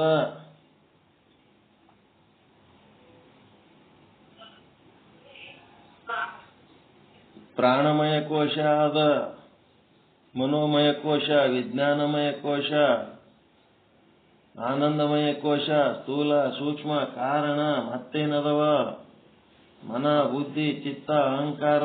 ಇವೆಲ್ಲ ಏನದವ? ಅನಾತ್ಮ ವಸ್ತುಗಳು. ಇವೆಲ್ಲ ಎದಕ್ ವಿಷಯ ಆತವಿವು? ಸಾಕ್ಷಿಯಿಂದ ಅರಿಸಿಗುತ್ತವ ಇಲ್ಲ? ಇದು ನನ್ನ ಕಣ್ಣು ಅಂತೇಳಿ ನಿಮ್ಮ ಕಣ್ಣಿನಿಂದ ನೋಡಿರಿ, ಅದ್ರ ಅರಿತದ್ದು ಆತ್ಮನೇ ಹೌದಿಲ್ಲ? ನಿಮ್ ಸಾಕ್ಷಿನೇ ಅಲ್ಲ. ಅದು ಆತ್ಮ ಇದ್ದಿದ್ದಿಲ್ಲ ಅಂದ್ರೆ ಹೆಂಗ್ ಅರಿತಿದ್ದೀರಿ ನೀವು? ಸತ್ಯ ಹೇಳದ್ ಮುಂದೆ ಕನ್ನಡಿ ಇಟ್ರೆ ಇದು ನಂದೇ ಕಣ್ಣು ಹೇಳತ್ತದೇನದು? ಒಳಗೆ ಅರಿವಿದ್ರೆ ಸಾಕ್ಷಿ ಇದ್ರೆ ಅರಿಲಿಕ್ಕೆ ಸಾಧ್ಯ ಆಯ್ತು. ಹಾಗಿಲ್ಲೇನದ, ನಮ್ಮೊಳಗಿರುವ ಸಾಕ್ಷಿ ಏನ್ ಮಾಡ್ತದ, ದೇಹಾದಿ ಅಹಂಕಾರ ಪರ್ಯಂತರ ಸರ್ವ ಅನಾತ್ಮ ವಸ್ತುಗಳು ಸಾಕ್ಷಿಯಿಂದ ಅರಿಸಿಕೊಳ್ಳುತ್ತವೆ. ಆದರೆ ಸಾಕ್ಷಿ ಪ್ರತ್ಯೇಗಾತ್ಮನು, ನಿಮ್ಮೊಳಗಿರುವ ಸಾಕ್ಷಿ ಪ್ರತ್ಯೇಗಾತ್ಮ ಏನದನಲ್ಲ, ಅವ ನಿಮ್ಮ ಅನ್ನಮಯ ಶರೀರದಿಂದ ಗುರುತಿಸ್ಕೊತಾನ.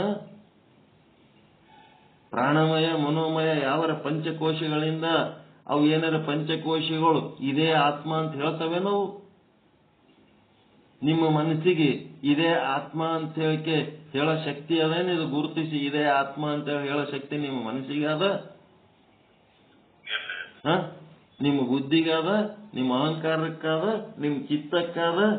ಈ ಅಂತಃಕರಣಗಳನ್ನ ಆತ್ಮನಿಗೆ ಅರಿವಾಗ್ತದೆ ಹೊರತು ಆತ್ಮನು ಈ ಅಂತಃಕರಣಗಳಿಂದ ಅರಿಸಿಕೊಳ್ಳುವುದಿಲ್ಲ. ಮಾತಿನಿಂದ ಅರಿಸಿಕೊಳ್ಳಕ್ಕಾಗಲ್ಲ, ಮನಸ್ಸಿನಿಂದ ಅರಿಸಿಕೊಳ್ಳಕ್ಕಾಗಲ್ಲ. ಹೀಗಾಗಿ ಅವ ನಿರ್ವಿಷಯಿ ಆಗಿದ್ದಾನೆ. ಯಾವುದರಿಂದಲೂ ಅರಿಸಿಕೊಳ್ಳಲಾರದ ಕಾರಣ ಅವನು ನಿರ್ವಿಷಯಿ ಆಗಿದ್ದಾನೆ. ಕಣ್ಣನ್ನು ಕಣ್ಣಿನಿಂದಲೇ ಅರಿಯುವ ಹಾಗೆ ಸಾಕ್ಷಿ ಪ್ರತ್ಯೇಗಾತ್ಮವನ್ನ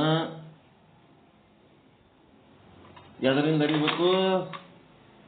ಕಣ್ಣನ್ನು ಕಣ್ಣಿನಿಂದಲೇ ಅರಿಯುವ ಹಾಗೆ ಸಾಕ್ಷಿ ಪ್ರತ್ಯೇಗಾತ್ಮವನ್ನ ಸಾಕ್ಷಿ ಪ್ರತ್ಯೇಗಾತ್ಮದಿಂದಲೇ ಅರಿಯಬೇಕು. ಹೌದಲ್ಲ?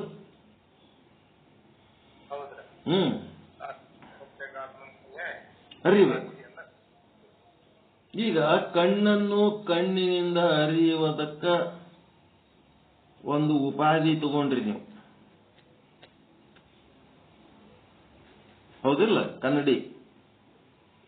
ಕನ್ನಡಿ ಇಲ್ಲಾಂದ್ರೆ ಕಣ್ಣನ್ನು ಕಣ್ಣಿನಿಂದ ಹೆಂಗ್ ಅರಿತೀರಿ ನೀವು? ನಿಮ್ಮ ಕಣ್ಣನ್ನು ನೋಡ್ಕೊಳಕ್ ನೀವು ಕನ್ನಡಿ ತಗೊಂಡ್ರೇ ಇಲ್ಲ. ಹಾಂಗ ಇಲ್ಲಿ ಏನದ, ಯಾವುದು ಉಪಾಧಿ ಅಂತಂದ್ರ ಈ ಬ್ರಹ್ಮಜ್ಞಾನ ಸಾಧನ ಅನ್ನೋದು ಏನದಲ್ಲ, ಈ ಸಾಧನೆ ಮತ್ತ ಈ ನಿಮ್ಮ ಅಂತಃಕರಣ ಬುದ್ಧಿಲಿಂತ ಅರ್ಥ ಮಾಡ್ಕೊಳಕತ್ತೀರಿ ನೀವು. ಬುದ್ಧಿ ಅನ್ನುವ ಕನ್ನಡಿ, ಆ ಕನ್ನಡಿ ಒಳಗೆ ಪ್ರತಿಬಿಂಬ ಬಿದ್ದದು. ಆ ಪ್ರತಿಬಿಂಬ ನನ್ನದೇ ಅಂತ ನೀವು ತಿಳ್ಕೋಬೇಕಾಗ್ಯದ ಅಷ್ಟೇ. ಆತ್ಮ ಹೆಂಗದನಂತ ಬುದ್ಧಿಲಿಂತ ತಿಳ್ಕೊಳಕತ್ತೀರಿ. ಆತ್ಮ ತದ್ರೂಪ ಅದನ, ಆತ್ಮ ಚಿದ್ರೂಪ ಅದನ, ಆತ್ಮ ಆನಂದ ರೂಪ ಅದನ, ಆತ್ಮ ನಿತ್ಯ ರೂಪ ಅದನ, ಆತ್ಮ ಪರಿಪೂರ್ಣ ರೂಪ ಅದನ ಅಂತೇಳಿ ಗುರುವಿನ ಬಳಿ ಕುಳಿತು ಶ್ರವಣ ಮನನ ನಿಧಿಧ್ಯಾಸನ ಮಾಡಿ ಆತ್ಮನ ಸ್ವರೂಪವನ್ನ ನೀವು ತಿಳ್ಕೊಳಕತ್ತೀರಿ. ಬುದ್ಧಿ ಓಡಿಸಿ ತೀಕ್ಷ್ಣ ಮತಿಗಳಾಗಿ, ಮಂದಮತಿಗಳಿಗೆ ತಿಳಿಯುವ ವಿಷಯ ಅಲ್ಲ ಇದು. ತೀಕ್ಷ್ಣ ಮತಿಗಳಾಗಿ ಇದನ್ನ ತಿಳ್ಕೊಳಕತ್ತೀರಿ, ಇದನ್ನೆಲ್ಲ ಕೇಳಕತ್ತೀರಿ. ಕೇಳಿದ ಮೇಲೆ ಮುಂದಿನ ಸ್ಟೆಪ್ ಏನು? ಕನ್ನಡಿ ಒಳಗಿನ ಕಣ್ಣನ್ನು ನೋಡಿ ಇವು ನನ್ನ ಕಣ್ಣುಗಳೇ, ಈ ಕಣ್ಣಿನ ಆಕಾರಗಳೇ ನನ್ನ ಕಣ್ಣಿನ ಆಕಾರಗಳಂತ ಹೆಂಗ್ ತಿಳ್ಕೊತೀರಿ, ಅದೇ ರೀತಿ ನಿಮ್ಮ ಬುದ್ಧಿ ಒಳಗ ಬ್ರಹ್ಮನ ವಿಶೇಷಣಗಳನ್ನೆಲ್ಲ ತಿಳ್ಕೊಂಡು ಅವು ಯಾರ ವಿಶೇಷಣಗಳಂತ ತಿಳ್ಕೋಬೇಕು? ಬುದ್ಧಿಲಿಂತ ಪರಮಾತ್ಮನ ಸ್ತುತಿ ಮಾಡಿ ಪರಮಾತ್ಮನ ಲಕ್ಷಣಗಳನ್ನೆಲ್ಲ ತಿಳ್ಕೊಂಡ ಮೇಲೆ ಅವು ಯಾರ ಲಕ್ಷಣ ಅಂತ ತಿಳ್ಕೋಬೇಕು? ನನ್ನ ಲಕ್ಷಣ, ಸಾಕ್ಷಿ ಪ್ರತ್ಯೇಗಾತ್ಮನ ಲಕ್ಷಣ ಅಂತೇಳಿ ತಿಳ್ಕೋಬೇಕು. ಇಲ್ಲಿ ತಿಳ್ಕೊಳ್ಳೋ ಮಾತದ, ತಂದು ಮುಂದೆ ನಿಂದಿರ್ಸೋದಿಲ್ಲ. ಆತ್ಮ ಅಂದ್ರೆ ಏನು ಅಂತ ತಿಳ್ಕೋಬೇಕು. ನೋಡಕ ಕೇಳಕ ಇಲ್ಲಿದು ತಿಳ್ಕೊಳಕದ ಇದು ಆತ್ಮ ಜ್ಞಾನ. ಇಲ್ಲಿ ಯಾವುದೇ ವರ್ಣನ ಮಾಡಿದಾಗೂ ಸಹಿತ ಅದು ನನ್ನ ಆತ್ಮದ ಲಕ್ಷಣ. ಯಾವುದೇ ಹೆಸರು ಹೇಳಿದ್ರೂ ಸಹಿತ ಎಲ್ಲಾ ನಾಮಗಳು ನನ್ನ ಆತ್ಮದ ಹೆಸರುಗಳೇ, ದೇವನೊಬ್ಬ ನಾಮ ಅಲ್ಲವು. ಹೀಗಾಗಿ ಕಣ್ಣನ್ನು ಕಾಣಲು ಕನ್ನಡಿಯ ಸಹಾಯ ಪಡೆಯುವಂತೆ ಸಾಕ್ಷಿ ಪ್ರತ್ಯೇಗಾತ್ಮ ಸ್ವರೂಪವನ್ನು ಹೊಂದಲು ಶುದ್ಧ ಅಂತಃಕರಣ, ನಿಶ್ಚಲ ಅಂತಃಕರಣ, ಮತ್ತೆಂಥದ್ದು ತೀಕ್ಷ್ಣ ಅಂತಃಕರಣ. ಇದು ಏನಾಗಬೇಕಾಗಿದೆ? ಕನ್ನಡಿ ಇದ್ದಂಗೆ ಆಗಬೇಕಾಗಿದೆ ಉಪಾಧಿ. ತೀಕ್ಷ್ಣ ಅಂತಃಕರಣದ ಸಹಾಯ ಪಡೆಯುವುದು. ಗೊತ್ತಾಯ್ತ್ರ? ನಿರ್ವಿಷಯನ ಸಂಜ್ಞೆ ಗೊತ್ತಾಯ್ತ? ನಿಮ್ಮ ಅಂತಃಕರಣ ಎಂಬುವ ಉಪಾಧಿಯ ಮೂಲಕ ನೀವೇನ್ ಮಾಡಬೇಕು? ಆತ್ಮನ ಎಲ್ಲಾ ಲಕ್ಷಣಗಳು, ಸಾಕ್ಷಿ ಪ್ರತ್ಯೇಗಾತ್ಮನ ಲಕ್ಷಣ, ಬ್ರಹ್ಮನ ಲಕ್ಷಣ ಎಲ್ಲವನ್ನ ಗ್ರಹಣ ಮಾಡಿ ಆ ಲಕ್ಷಣಗಳು ತನ್ನಿಂದ ಭಿನ್ನವಾದ ಯಾವುದೋ ಒಂದು ದೇವರ ಲಕ್ಷಣ ಅಲ್ಲ, ಅವೆಲ್ಲ ನನ್ನ ಲಕ್ಷಣಗಳೇ ಅದವ ಅಂಥೇಳಿ ನಾನು ಸದ್ರೂಪ ಬ್ರಹ್ಮ, ನಾನು ಚಿದ್ರೂಪ ಬ್ರಹ್ಮ, ನಾನು ನಿತ್ಯ ರೂಪ ಬ್ರಹ್ಮ, ನಾನು ಪರಿಪೂರ್ಣ ರೂಪ ಬ್ರಹ್ಮ ಇದ್ದೀನಿ ಅಂತೇಳಿ ಆ ಆತ್ಮದ ಲಕ್ಷಣಗಳು ಏನೇನು ಕಲ್ತೀರಿ ಅವೆಲ್ಲ ಧಾರಣ ಮಾಡಬೇಕು. ಅವು ನಿಮ್ಮೊಳಗೆ ಅದಾವ, ಅರಿವಿಗೆ ತಂದುಕೋಬೇಕಾಗ್ಯದ ಅಷ್ಟೇ. ನಿಮ್ಮೊಳಗೆ ಇದ್ದದ್ದು ನಿಮ್ಮ ಅರಿವಿಗೆ ತಂದ್ಕೋಬೇಕಾಗ್ಯದ. ಬಾರೋ ಶಿವ ಬಾರೋ ಶಿವ ಅಂದ್ರೆ ಏನು? ಅರಿವಿಗೆ ಬರೋದಕ್ಕೆ ಬಾರೋ ಶಿವ. ಎಲ್ಲಿದ್ದಾರೆ? ಮ್ಯಾಲಿಂದ ಬರ್ತಾನ, ಕೆಳಗಿಂದ ಬರ್ತಾನ, ಕಿಡಿಕೆಂದ ಬರ್ತಾನ. ನಿಮ್ಮ ಸ್ವರೂಪ ನಿಮ್ಮ ಅರಿವಿಗೆ ಬರದೆ ಶಿವನಿಗೆ ಬಾ ಬಾ ಅಂತ ಕರೆದಂಗ. ಏನಾರು ಉಪಯೋಗ ಆಯ್ತ ಸಂಜ್ಞೆಗಳು? ಏನೇನು ವರ್ಣನೆ ಮಾಡ್ತಾರೆ ಪರಮಾತ್ಮಂದು ಆ ಎಲ್ಲ ಶಕ್ತಿ ನಿಮ್ಮೊಳಗೆ ಆದ. ನೀವು ಪರಮಾತ್ಮ ಸ್ವರೂಪನೇ ಅದಿರಿ. ಜೀವನಲ್ಲಿ ಇರುವ ಆತ್ಮತತ್ವದ ವಿಶೇಷಣಗಳು ಮತ್ತು ಬ್ರಹ್ಮನ ವಿಶೇಷಣಗಳು ಎರಡೂ ಸಮಾನವಾಗಿರುವ ಕಾರಣ ಅಲ್ಲಿ ಭೇದ ಹೇಳಂಗಿಲ್ಲ. ಅಭೇದ, ಅವರಿಬ್ರು ಒಂದೇ ಅಪ್ಪ ಅಂತ.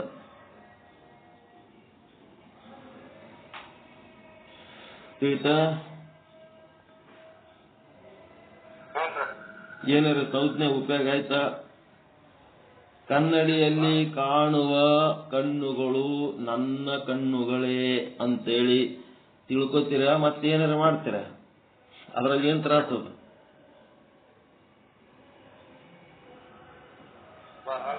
ಕನ್ನಡ ಕಂಡದ್ದೆಲ್ಲ ನಿಮ್ದೇ ಅಂತ ಹೇಳ್ಕೆ ತಿಳ್ಕೊಂಡಂಗ ನಿಮ್ಮ ಬುದ್ಧಿ ಒಳಗ ಪರಮಾತ್ಮನ ಲಕ್ಷಣಗಳನ್ನೆಲ್ಲ ತಿಳ್ಕೊಂಡದ್ದು ಅದು ಬೇರೆ ಯಾರ್ದಲ್ಲ, ನನ್ನ ಲಕ್ಷಣಗಳತ್ತ ತಿಳ್ಕೊಳಕ್ ಏನ್ ತ್ರಾಸದ? ತಿಳ್ಕೊಳ್ಳೋ ಮಾತದ ಇದು, ತಿಳ್ಕೊಳ್ಳೋ ಕೆಲಸ ಅದ ಇದು. ಪರಮಾತ್ಮ ಸಾಧನೆ ಅರಿಯುವುದಕ್ಕೆ, ನೋಡುವುದಕ್ಕೆ, ಕೇಳುವುದಕ್ಕೆ, ಮುಟ್ಟುವುದಕ್ಕೆ, ಮೂಸಿಸುವುದಕ್ಕೆ ಅಲ್ಲ, ಅರಿಯುವುದಕ್ಕೆ.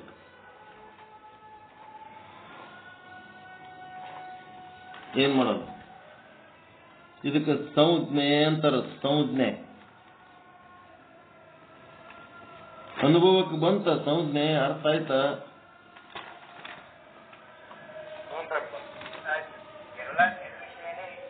ಏನ್ರಿ?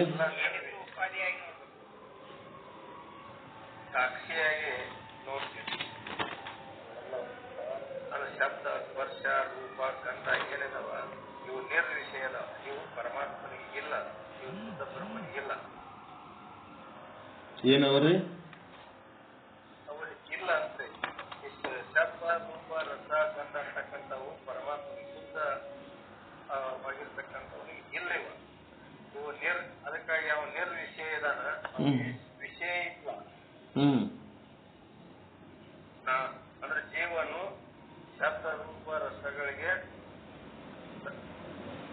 ಪಟ್ಟಿಕೊಂಡವನ. ಕಿವಿಯಿಂದ ಕೇಳ್ತಕ್ಕಂಥ ಶಬ್ದ ನಮಗೆ ವಿಷಯ ಆಗ್ತದ, ನಾಲಿಗೆಯಿಂದ ನೋಡ್ತಕ್ಕಂಥ ರುಚಿ ನಮಗೆ ವಿಷಯ ಆಗ್ತದ, ಕಣ್ಣಿನಿಂದ ನೋಡ್ತಕ್ಕಂಥ ರೂಪ ನಮಗೆ ವಿಷಯ ಆಗ್ತದ, ಮತ್ತು ಅದು ಯಾವುದನ್ನಾದ್ರೂ ಗೊತ್ತಿದ್ರೆ ಅದು ನಮಗೆ ಸ್ಪರ್ಶ ಜ್ಞಾನ ಆಗ್ತದೆ. ಈ ತರನಾಗಿ ವಿಷಯ ಆಗ್ತದಲ್ಲ, ಈ ವಿಷಯಗಳ ಆ ಪರಮಾತ್ಮನಿಗೆ ನಿರ್ವಿಷಯ ಇರ್ತಾವ, ಜೀವನಿಗೆ ವಿಷಯಗಳಿರ್ತಾವ. ಆದ್ದರಿಂದ ಈ ವಿಷಯಗಳ ಮೂಲಕ ಆತ ಅರಿವಿಗೆ ಬರುವುದಿಲ್ಲ. ಪಂಚ ಇಂದ್ರಿಯಗಳಿಗೆ ವಿಷಯಗಳನ್ನರಿಯುವ ಸಾಮರ್ಥ್ಯ ಅದ ಹೊರತು ಆತ್ಮವನ್ನರಿಯುವ ಸಾಮರ್ಥ್ಯ ಇಲ್ಲ. ಆ ಪಂಚ ವಿಷಯಗಳನ್ನ ಇಂದ್ರಿಯಗಳ ಮೂಲಕ ಅನುಭವಿಸಿ ಆ ವಿಷಯಗಳ ಹಿಂದೆ ಇರುವವನು ಆ ಪರಮಾತ್ಮನೇ. ಆ ವಿಷಯಗಳ ಹಿಂದ ಆಧಾರವಾಗಿರುವ ಪರಮಾತ್ಮನ ಕಡೆ ಲಕ್ಷ್ಯ ಕೊಡಬೇಕು. ಅದಕ್ಕೇನಂತಾರ ಸತ್ ಚಿತ್ತಾನಂದ ಅಸ್ಥಿಭಾತಿ ಪ್ರಿಯ.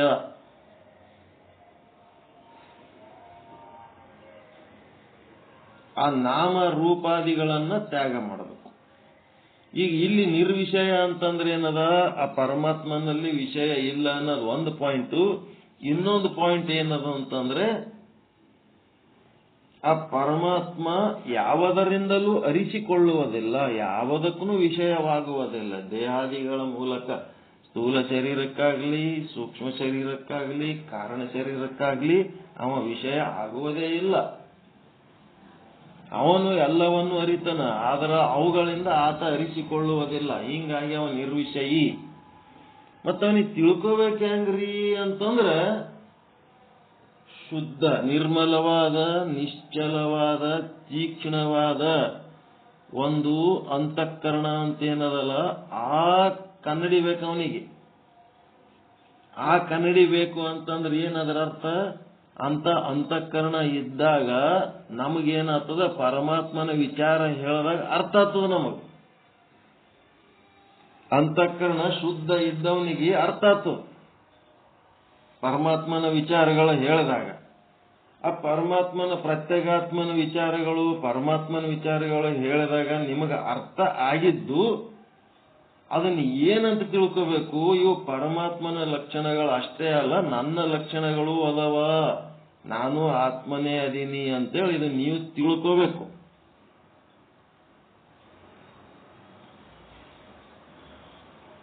ಮೂವತ್ಮೂರು ಕೋಟಿ ದೇವತೆಗಳ ಲೀಲೆಗಳು ಪುರಾಣದೊಳಗ ಬರೆದ್ರ ಅವು 33 ಕೋಟಿ ದೇವತೆಗಳ ಲೀಲೆಗಳಂತೇಳಿ ಅಷ್ಟಕ್ಕೆ ನಿಲ್ಲಿಸಬಾರ್ದು. ನಾನೇ ಆ 33 ಕೋಟಿ ದೇವತೆಗಳ ಮೂಲಕ ಈ ಲೀಲೆಗಳನ್ನ ಮಾಡಿಸೀನಿ, ಅವುಗಳಿಗೆ ಆಧಾರ ನಾನೇ ಅದೀನಿ. ಪ್ರತ್ಯೇಗಾತ್ಮ ಪರಮಾತ್ಮನ ಆಧಾರ ಇಲ್ಲ ಅಂದ್ರೆ ಯಾವ ದೇವತೆಗಳು ಏನ್ ಲೀಲೆ ಮಾಡ್ತಾರ್ರಿ?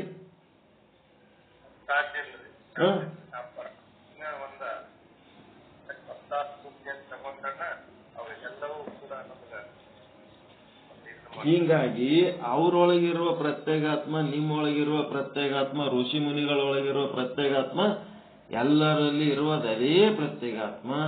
ಆ ಪ್ರತ್ಯೇಗಾತ್ಮನೇ ನಾನು ಅಂತೇಳಿ ಯಾರು ನಿಶ್ಚಯ ಮಾಡ್ಕೋತಾರ ಅವರಿಗೆ ಆ 33 ಕೋಟಿ ದೇವತೆಗಳ ಲೀಲೆ ಮಾಡಿಸಿದವನು ನಾನೇ ಅಂತ ಅರ್ಥ ಆಯ್ತು.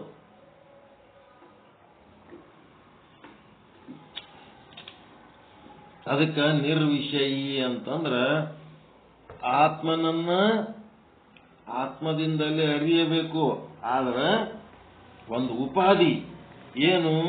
ನಿರ್ಮಲ ಅಂತಃಕರಣ, ನಿಶ್ಚಲ ಅಂತಃಕರಣ, ತೀಕ್ಷ್ಣ ಅಂತಃಕರಣದ ಮೂಲಕ ಆ ಬ್ರಹ್ಮ ಜ್ಞಾನವನ್ನು ಪಡ್ಕೋಬೇಕು. ಪಡ್ಕೊಂಡು ಏನ್ ಮಾಡಬೇಕು?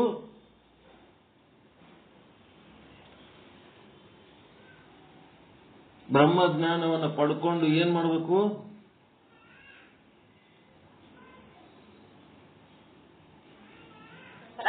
ನಿರ್ಮಲ ಅಂತಃಕರಣ, ನಿಶ್ಚಲ ಅಂತಃಕರಣ, ತೀಕ್ಷ್ಣ ಅಂತಃಕರಣದಿಂದ ಬ್ರಹ್ಮ ಜ್ಞಾನವನ್ನ ಪಡ್ಕೊಂಡು ಏನ್ ಮಾಡ್ಬೇಕು?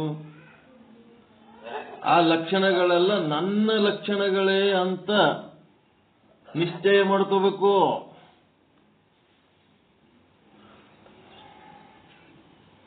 ಆ ಲಕ್ಷಣಗಳೆಲ್ಲ ತನ್ನ ಲಕ್ಷಣಗಳೇ ಅಂತೇಳಿ ನಿಶ್ಚಯ ಮಾಡ್ಕೋಬೇಕು. ಅದಕ್ಕೆ ಸ್ವಾನುಭಾವ ಚಿಂತನ ಅಂತಾರ. ಸ್ವಾನುಭಾವ ಚಿಂತನ ತಿಳಿತಾ? ಅದು ಸಂಜ್ಞೆ ಆಯ್ತು. ಈ ರೀತಿಯಿಂದ ಇಲ್ಲಿ ವಿಚಾರ ಸಾಗರದೊಳಗ ಏನ್ ಹೇಳಕತ್ತಾರ?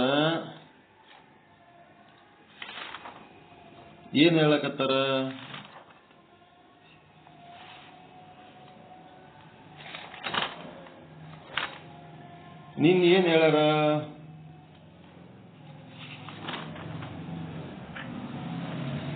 ಈ ಜಗತ್ತಿನ ಎಲ್ಲಾ ಪದಾರ್ಥಗಳು ಈಶ್ವರನ ಅವಯವಗಳು ಹೌದಾ ಅಲ್ಲ?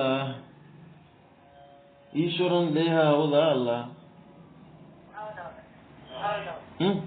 ಬ್ರಹ್ಮಾಂಡ ಈಶ್ವರನ ದೇಹ, ಪಿಂಡಾಂಡ ಜೀವನ ದೇಹ, ಪಂಚಭೂತಾದಿಗಳೆಲ್ಲ ಈಶ್ವರನ ದೇಹ.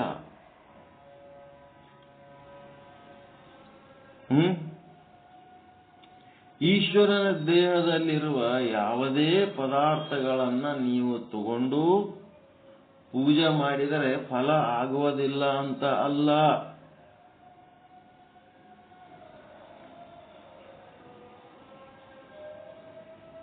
ಈಗ ರಾಘವೇಂದ್ರ ಸ್ವಾಮೀಜಿಗಳ ಒಂದು ಶರೀರ ಬೃಂದಾವನದೊಳಗದ. ಎಲ್ಲದ?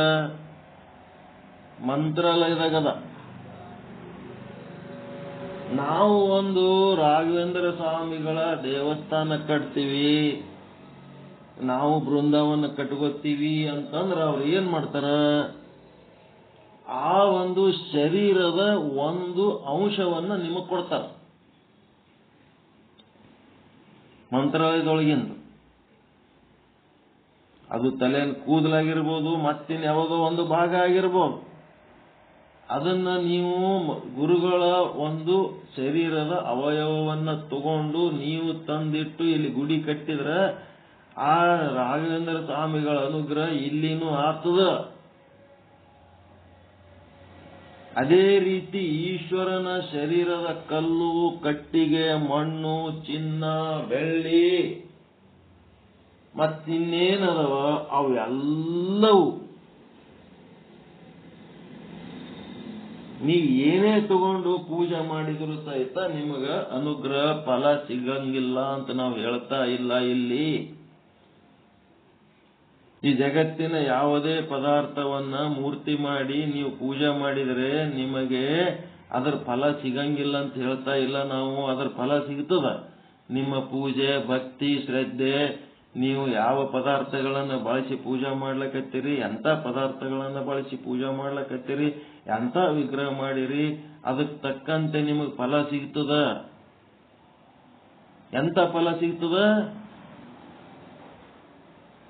ಸಕಾಮ ಕರ್ಮದ ಫಲ ಸಿಗ್ತು. ಕರ್ಮ ಉಪಾಸನೆ ಮಾಡಿದ್ರ ಫಲ ಸಿಗ್ತು. ಕೆಲವೊಬ್ಬರು ಮಂತ್ರಾಲಯ ಸ್ವಾಮಿಗಳದು ಗುಡಿ ಒಳಗೋ ಜಗಲಿ ಮೇಲೋ ಇಟ್ಟು ಬೃಂದಾವನ ಪೂಜೆ ಮಾಡ್ತಾರ. ಕೆಲವೊಬ್ಬರು ಮನಸ್ಸಿನೊಳಗೆ ಇಟ್ಕೊಂಡು ಪೂಜೆ ಮಾಡ್ತಾರೆ. ಮನಸ್ಸಿನಾಗ ಇಟ್ಟು ಮಾಡೋದು ಭಕ್ತಿ, ಉಪಾಸನೆ, ಧ್ಯಾನ. ಜಗಲಿ ಮೇಲೆ ಇಟ್ಟು ಪೂಜೆ ಮಾಡೋದು ಕರ್ಮ. ಏನ್ ಮಾಡ್ತೀರಿ? ರಾಘವೇಂದ್ರ ಬಿಡೆನು ನಿನ್ನ ಪಾದ, ನಿನ್ನ ನಾಮ ವೇದ ಅಂತೇಳಿ ನನಗೆ ರಕ್ಷಣೆ ಮಾಡಪ್ಪ, ರಕ್ಷಣೆ ಮಾಡಪ್ಪ ಅಂದ್ರೆ ರಕ್ಷಣೆ ಸಿಗ್ತದ ಇಲ್ಲ? ನಿಮ್ಮ ಶ್ರದ್ಧೆಯನ್ನು ಅವಲಂಬಿಸಿ ನಿಮಗೆ ರಕ್ಷಣೆ ಸಿಗಂಗಿಲ್ಲ ಅಂತ ಹೇಳಕತ್ತಿಲ್ಲ. ಸಿಗ್ತು ಸಿಗ್ತು ಸಿಗ್ತು. ನೀವೇನ್ ಮಾಡಿರಿ? ಸಕಾಮ ಕರ್ಮ ಉಪಾಸನೆ ಮಾಡಿದ್ದಕ್ಕ ನಿಮ್ಮದು ವೇಸ್ಟ್ ಅಂತ ಹೇಳಕತ್ತಿಲ್ಲ. ಆತದ. ಅದು ಏನಾಗ್ತದಪ್ಪ ಅಂತಂದ್ರೆ ನಿಮಗ ಒಂದು ಫಲ ಸಿಗ್ತದ. ಆ ಫಲ ಏನಿರ್ತದ? ರಾಘವೇಂದ್ರ ಸ್ವಾಮಿಗಳು ಬಂದು ಈಗ ನಮಗೆ ರಕ್ಷಣೆ ಮಾಡಿದ್ರಪ್ಪ. ಕಷ್ಟದಾಗಿದ್ದೆವು, ನಾವು ರಕ್ಷಣೆ ಮಾಡಿದ್ರು. ಮತ್ತೆ ನಾವು ಸಾಯತನ ಹಂಗೆ ಇರ್ತೀವೇನು? ಇಲ್ಲ, ಕೊನೆ ತನಕ ನಾವು ಹಂಗೆ ಇರ್ತವೇನು? ಸೂರ್ಯಚಂದ್ರ ಇರೋ ತನಕ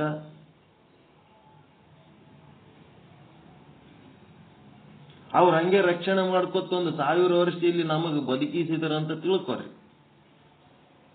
ನಮ್ಮ ಮಕ್ಕಳು ಮೊಮ್ಮಕ್ಕಳು ಎಲ್ಲರೂ ಹೆಚ್ಚಾಗಿ ಅವ್ರದೆಲ್ಲ ಒಂದು ಸಂಭ್ರಮ ಜಗ್ಗಿ ಪಡುವ ಸಮಯದಲ್ಲಿ ನೀವು 1000 ವರ್ಷ ಆಯುಷ್ಯ ಮಾಡ್ಕೊಂಡು ಇದ್ರಿ ಅಂತಂದ್ರೆ ನಿಮ್ಗೆ ಏನ್ ಮಾನ ಮರ್ಯಾದೆ ಇದೆ ಈ ಜಗತ್ತಿನಾಗ?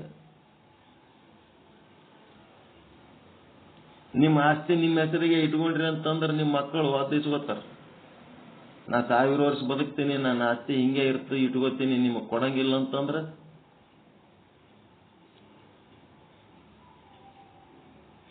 ಕಚ್ಕೋತಾರ ಇಲ್ಲ?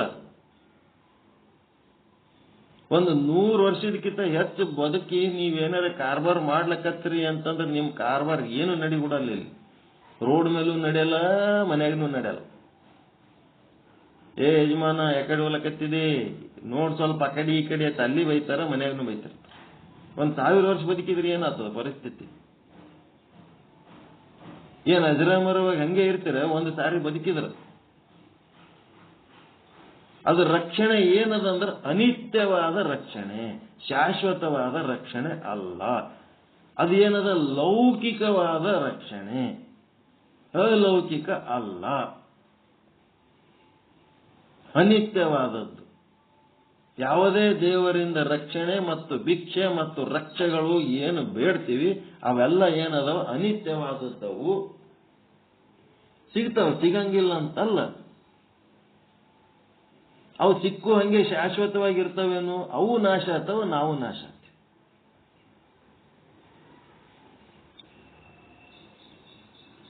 ಇನ್ನೊಬ್ಬ ಯಾವನೋ ದೊಡ್ಡ ಮನುಷ್ಯ ಬಂದು ದೇವರಿಗೆ ಏನು ಬೇಡಬಾರ್ದು,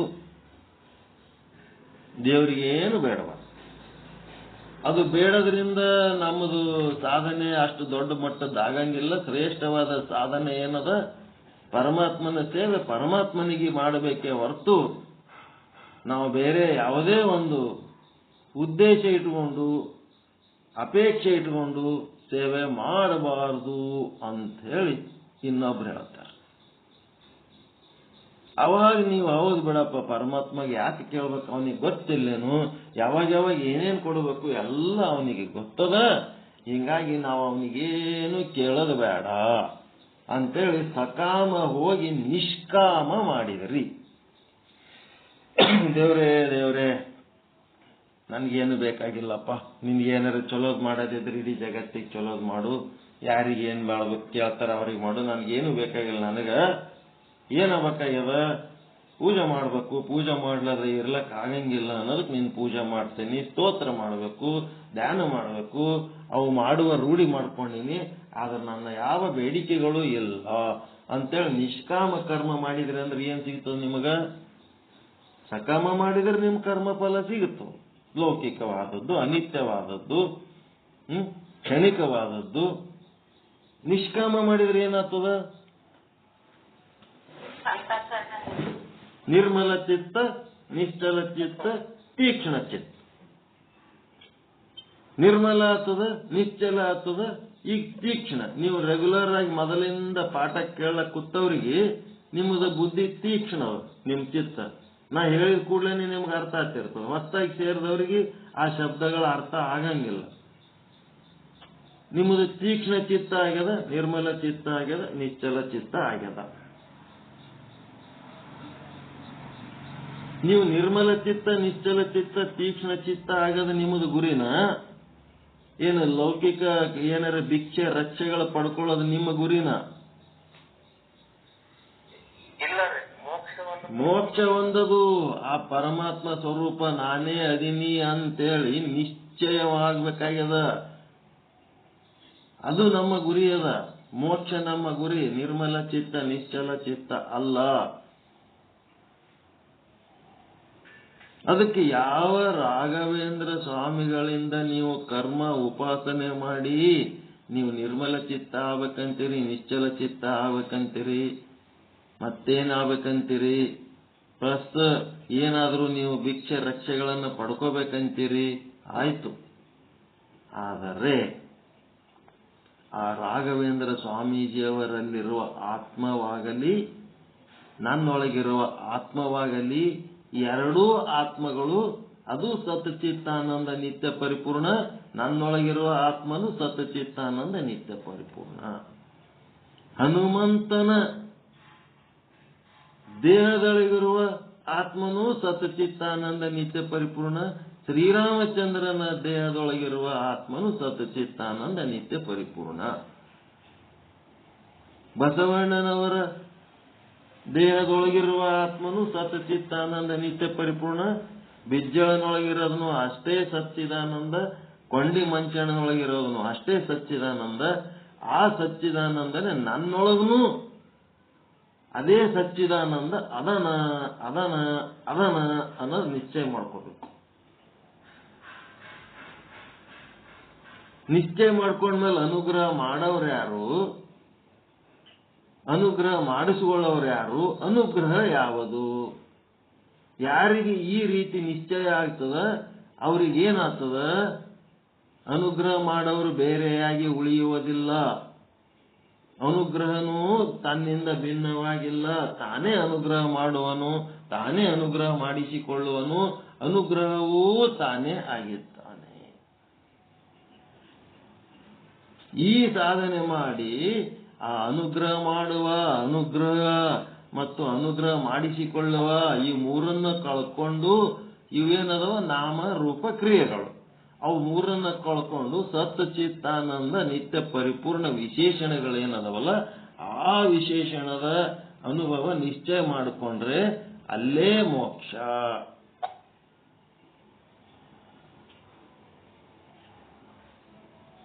ಅಲ್ಲೇ ಮೋಕ್ಷ. ತಿಳಿತಾ?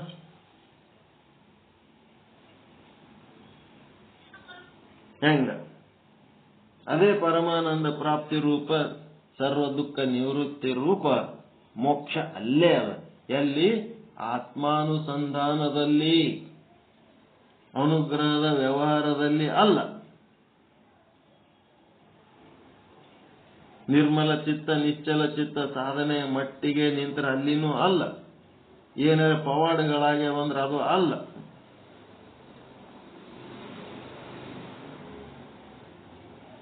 ಹೆಂಗದು? ಅದಕ್ಕೆ ಈಶ್ವರನನ್ನೇ ಅಂತಂದ್ರೆ ಜಗತ್ತಿನ ಯಾವುದೇ ಪದಾರ್ಥಗಳನ್ನ ಅಂತರ್ಯಾಮಿಯನ್ನೇ ಮೊದಲು ಮಾಡಿಕೊಂಡು ಬಿದಿರಿನ ಪರ್ಯಂತವಾಗಿರುವಗಳನ್ನ ಈಶ್ವರ ರೂಪ ಎಂದು ಭಾವಿಸಿ ಆರಾಧನೆಯನ್ನು ಮಾಡುತ್ತಾರೆ, ಸುಖವನ್ನು ಬಯಸುತ್ತಾರೆ. ಎಂಥ ಉಪಾಧಿಯನ್ನ ಬಳಸಿರುತ್ತಾರೋ ಅಂತ ಅದಕ್ಕೆ ತಕ್ಕಂತೆ ಏನ್ ಸಿಗ್ತದೆ ಫಲ ಪಡೆಯುತ್ತಾರೆ. ಏಕೆಂದರೆ ಕಾರಣ ಪ್ರಪಂಚ, ಸೂಕ್ಷ್ಮ ಪ್ರಪಂಚ, ಸ್ಥೂಲ ಪ್ರಪಂಚ ಇವೆಲ್ಲವೂ ಈಶ್ವರನ ಮೂರು ಶರೀರಗಳಲ್ಲಿ ಅಂತರ್ಭೂತವಾಗಿರುತ್ತವೆ. ಇವೆಲ್ಲ ಈಶ್ವರನ ಶರೀರಗಳೇ ಅದಾವ. ಅವುಗಳಲ್ಲಿ ಉಪಾಸನೆಗೆ ಅನುಸಾರವಾಗಿ ಫಲವಾದರೂ ಕೂಡ ಸರ್ವದರಿಂದಲೂ ಆಗುತ್ತದೆ. ಕಲ್ಲದೇವರನ್ನ ಪೂಜಿಸಿದರೂ ಫಲ ಪ್ರಾಪ್ತಿ ಸಾಧ್ಯ, ಫಲ ಆಗುವುದಿಲ್ಲ ಅಂತ ನಮ್ಮ ಅಭಿಪ್ರಾಯವಿಲ್ಲ. ಒಂದು ಕಲ್ಲು ತಗೊಂಡು ನೀವು ಪೂಜೆ ಮಾಡ್ತೀರಿ, ಇಷ್ಟ್ಯಾಕೆ ನಾವು ಕೇಳಬೇಕು? ಏನೆಲ್ಲ ಹೇಳಿದ ಮೇಲೆ ನಾನು ಲಿಂಗ ಪೂಜೆ ಮಾಡ್ಕೋತೀನಲ್ಲ ಅದ್ರಾಗೆ ಎಲ್ಲ ಸಿಗ್ತದೆ ಹೇಳ್ರಿ ಅಂತ ಹೇಳಿ ಎದ್ದು ಹೋಗ್ಬಿಟ್ರಿ ಏನ್ ಮಾಡ್ತೀರಿ? ಅವನಿಗೆ ಆಯ್ತು ಬಿಡಪ್ಪ ಅದ್ರಾಗೆ ಪಡ್ಕೋ ಹೋಗತ್ ಬಿಟ್ಬಿಡ್ಬೇಕು. ಮೋಕ್ಷದ ಅರ್ಥ ಮಾಡ್ಕೊಳ್ಳೋಷ್ಟು ಸೂಕ್ಷ್ಮ ತೀಕ್ಷ್ಣಮತಿ ಇರ್ಲಾರ್ದವ್ರು ಏನ್ ಮಾಡ್ತಾರ? ನಾವು ದಿನ ಒಂದು ಲಿಂಗ ಪೂಜೆ ಮಾಡ್ಕೋತೀವಲ್ರಿ, ಅದೇ ಸಾಕು ನಮಗ, ಆಯ್ತಪ್ಪ ಅಷ್ಟೇ ಮಾಡ್ಕೋತ ಹೋಗನ್ಬೇಕು ಅಂತ ನಮ್ಮ ಅಭಿಪ್ರಾಯವಿಲ್ಲ. ಕಲ್ಲಿನೊಳಗೂ ಈಶ್ವರನಿದ್ದಾನೆ, ಮಣ್ಣಿನೊಳಗೂ ಈಶ್ವರನಿದ್ದಾನೆ, ಎಲ್ಲದರೊಳಗೂ ಈಶ್ವರನಿದ್ದಾನೆ. ಏನನ್ನಾದರೂ ಹಿಡಿದು ಪೂಜಿಸಿದರೂ ಫಲಪ್ರಾಪ್ತಿ ಸಂಭವ. ಈಶ್ವರನ ವಿರಾಟ ಸ್ವರೂಪವನ್ನ ಪೂಜೆ ಮಾಡಿದರೂ ಈಶ್ವರನ ಪೂಜೆಯೇ ಆಗಿರುತ್ತದೆ. ಆಯ್ತಾ? ಈಶ್ವರನ ವಿರಾಟ ಸ್ವರೂಪವನ್ನ ಪೂಜೆ ಮಾಡಿದ್ರು, ಹೊರಗಿಂದ ವಸ್ತುಗಳು ತಗೊಂಡು ಪೂಜೆ ಮಾಡಿದ್ರು ಅಷ್ಟೇ, ಒಳಗೆ ಇಟ್ಕೊಂಡು ನೀವು ಉಪಾಸನೆ ಮಾಡಿದ್ರು ಅಷ್ಟೇ. ಉಪಾಸನೆಯಿಂದ ಫಲಪ್ರಾಪ್ತಿನೂ ಸಂಭವ. ಬ್ರಹ್ಮಜ್ಞಾನವಾಗಲಾರದ ಹೊರತು ಮೋಕ್ಷವಾಗುವುದಿಲ್ಲ. ನೀವು ಒಳಗಿಟ್ಕೊಂಡು ಧ್ಯಾನ ಮಾಡಿದ್ರು ಉಪಾಸನೆಯಿಂದ ಫಲ ಸಿಗ್ತದೆ, ಮತ್ತೆ ಹೊರಗಿನ ಈಶ್ವರನ ಪದಾರ್ಥಗಳು, ಜಗತ್ತಿನ ಪದಾರ್ಥಗಳನ್ನು ತಗೊಂಡು ಪೂಜೆ ಮಾಡಿದ್ರು ಫಲ ಸಿಗ್ತದೆ. ಆದ್ರೆ ಮೋಕ್ಷ ಸಿಗಂಗಿಲ್ಲ. ಮೋಕ್ಷ ಆಗ್ಬೇಕಾದ್ರೆ ಬ್ರಹ್ಮ ಜ್ಞಾನನೇ ಬೇಕು. ಬ್ರಹ್ಮನ ವಿಶೇಷಣಗಳನ್ನೇ ತಿಳ್ಕೋಬೇಕು. ಗುರುವಿನ ಬಳಿ ಹೋಗಿ ಶ್ರವಣ ಮನನ ನಿಧಿಧ್ಯಾಸನ ಮಾಡ್ಕೋಬೇಕು. ಮಾಡಿಕೊಂಡು ಯಾವ ವಸ್ತುವನ್ನ ನಾವು ವರ್ಣನ ಮಾಡ್ಲಕತ್ತೀವಿ ಆ ವಸ್ತು ಅಖಂಡವಾದಂತ ಒಂದೇ ಒಂದು ವಸ್ತು ಅದ. ಆ ವಸ್ತು ಎಲ್ಲರೊಳಗೂ ಅದ, ಎಲ್ಲದರೊಳಗೂ ಅದ. ಆ ವಸ್ತು ನನ್ನೊಳಗೂ ಅದ. ನನ್ನ ಮೂಲ ಸ್ವರೂಪನೇ ಆ ವಸ್ತು ಆಗಿದೆ. ಹೀಗಾಗಿ ಆ ವಸ್ತುವಿನ ಎಲ್ಲಾ ಲಕ್ಷಣಗಳು ನನ್ನೊಳಗೂ ಅದಾವ ಅಂಥೇಳಿ ನಾನು ಬ್ರಹ್ಮನೇ ಅದೀನಿ ಅಂತೇಳಿ ಅನುಭವ ಮಾಡ್ಕೋಬೇಕು. ಈ ಮಾತು ಲಕ್ಷ್ಯದೊಳಗಿಟ್ಟುಕೊಳ್ಳಬೇಕು. ಯಾವುದನ್ನಾದರೂ ದೇವರಿಂದ ದೇವರು ಎಂದು ಪೂಜೆ ಮಾಡು. ತತ್ಪದದ ಅರ್ಥವನ್ನ ಯಥಾರ್ಥವಾಗಿ ತಿಳಿಯಲಾರದೆ ಸಕಾಮ ಕರ್ಮೋಪಾಸನೆ ಮಾಡಿದರೆ ಫಲಪ್ರಾಪ್ತಿ ಸಾಧ್ಯ. ನಿಷ್ಕಾಮ ಕರ್ಮೋಪಾಸನೆ ಮಾಡಿದರೆ ಅಂತಃಕರಣ ಶುದ್ಧಿ ಸಾಧ್ಯ. ಅದ್ರಾಗ ಏನ್ ತಪ್ಪದರಿ? ಏನು ತಪ್ಪಿಲ್ಲ, ಏನು ತಪ್ಪಿಲ್ಲ. ಆದ್ರೆ ಮೋಕ್ಷ ಆಗಂಗಿಲ್ಲ ಅಂತ ಹೇಳಕತ್ತೀವಿ ಅಷ್ಟೇ. ಲಿಂಗ ಪೂಜಾ ಮಾಡಿ ನೀವು ಹೊರಗಿನ ವಸ್ತುಗಳನ್ನ ಪೂಜಾ ಮಾಡಿ ನೀವು ಫಲ ಪಡ್ಕೊಳ್ಳೋದ್ರಾಗ ಏನ್ ತಪ್ಪದ? ಏನು ತಪ್ಪಿಲ್ಲ. ಒಳಗಿಟ್ಕೊಂಡು ಧ್ಯಾನ ಮಾಡಿ ಉಪಾಸನೆ ಮಾಡಿ ನಿರ್ಮಲ ಚಿತ್ತ ನಿಶ್ಚಲ ಚಿತ್ತ ತೀಕ್ಷ್ಣ ಮತಿ ಮಾಡ್ಕೊಂಡು ಅದನ್ನು ಏನು ತಪ್ಪಿಲ್ಲ, ಮಾಡ್ರಿ. ಕೈಕಾಲು ಮಾರಿ ತೊಳ್ಕೊಂಡ್ರಿ ಏನ್ ತಪ್ಪದ್ರಿ ಅಂದ್ರೆ ಸ್ವಚ್ಛ ಮಾಡ್ಕೊಂಡು ಕುಂದ್ರಿ, ಈಗ ತಚ್ಚುವರಿ. ಆದ್ರ ಊಟ ಮಾಡ್ಬೇಕಲ್ಲ, ಬ್ರಹ್ಮಜ್ಞಾನದ ಊಟನೇ ಮಾಡ್ಲಿಲ್ಲ ಅಂತಂದ್ರೆ ಕೈಕಾಲು ಮಾರಿ ತೊಳ್ಕೊಂಡು ಈಗ ತಚ್ಕೊಂಡು ಏನು ಉಪಯೋಗ ಆಯ್ತು? ನಿರ್ಮಲ ಚಿತ್ತ ನಿಶ್ಚಲ ಚಿತ್ತ ಮಾಡ್ಕೊಂಡು ಏನು ಉಪಯೋಗ ಆಯ್ತು? ಬ್ರಹ್ಮಜ್ಞಾನನೇ ತಿಳ್ಕೊಳ್ಳಿಲ್ಲ ಅಂದ್ರೆ. ಅದಕ್ಕೆ ಸಗುಣ ನಿರ್ಗುಣ ಎಂಬ ಎರಡು ರೂಪಿಂದ ಈಶ ಅಗಣಿತ ಸಿದ್ಧಿ ಮುಕ್ತಿಗಳನ್ನ ಬಗೆಯ ಭೇದ ನಿಗಮಾದಿಗಳು ಹೊರೆಯುವವು. ಪರಮಾತ್ಮ ಸಗುಣವಾಗಿ ಇದ್ದಾನೆ, ನಿರ್ಗುಣವಾಗಿ ಇದ್ದಾನೆ. ಅಗಣಿತ ಸಿದ್ಧಿ ಉಪಾಸಕರಿಗೆ ಕಾಮನೆಯಿಂದ ಮಾಡುವವರಿಗೆ ಸಿದ್ಧಿಯನ್ನ ನಿಷ್ಕಾಮನೆಯಿಂದ ಮಾಡುವವರಿಗೆ ಕರುಣಿಸುತ್ತಾನೆ. ಏನ್ ಮಾಡ್ತಾನ? ಕಾಮನೆಯಿಂದ ಮಾಡುವವರಿಗೆ ಸಿದ್ಧಿಯನ್ನು ಮತ್ತು ನಿಷ್ಕಾಮನೆಯಿಂದ ಮಾಡುವವರಿಗೂ ಮೋಕ್ಷವನ್ನು ಕರುಣಿಸುತ್ತಾನೆ. ಆದರೆ ಬ್ರಹ್ಮಜ್ಞಾನವಾಗದ ಹೊರತು ಮೋಕ್ಷವಾಗುವುದಿಲ್ಲ. ನಿಷ್ಕಾಮ ಕರ್ಮ ಮಾಡುವವನಿಗೆ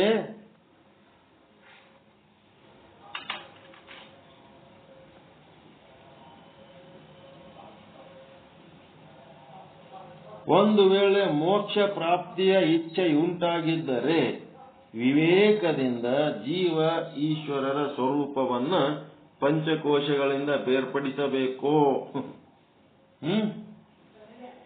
ಅಂಗಡಿಯಲ್ಲಿನ ವಸ್ತುಗಳನ್ನು ಖರೀದಿ ಮಾಡುವುದಕ್ಕಿಂತ ಅಂಗಡಿಯ ಮಾಲೀಕನನ್ನು ಖರೀದಿ ಮಾಡಿದರೆ ಅದು ಜಾಣತನ. ಇವೆಲ್ಲ ಬುದ್ಧಿವಂತಿಕೆ ಮಾತುಗಳಿವು. ಏನ್ ಮಾಡ್ಬೇಕಪ್ಪ? ನಿಮ್ಗ ಮೋಕ್ಷ ಬೇಕಾಗಿತ್ತು, ನಿಮಗ ನಿರ್ಮಲ ಚಿತ್ತ ನಿಶ್ಚಲ ಚಿತ್ತ ಆಗದಕ್ಕ ನಿರ್ಮಲ ಚಿತ್ತ ನಿಶ್ಚಲ ಚಿತ್ತ ಆಯ್ತು ಅಂತಂದ್ರೆ ಏನದು? ನೀವೇ ಬ್ರಹ್ಮ ಅಂತ ಆಗದೇನು? ನಿರ್ಮಲ ಚಿತ್ತ ನಿಶ್ಚಲ ಚಿತ್ತ ಆಗದಂದ್ರೆ ಏನು?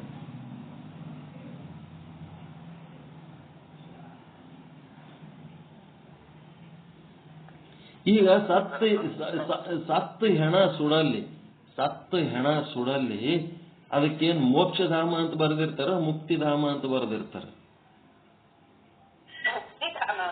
ಮುಕ್ತಿಧಾಮ ಅಂತ ಬರೆದಿರ್ತಾರ, ಮೋಕ್ಷಧಾಮ ಅಂತ ಬರೆದಿರಂಗಿಲ್ಲ.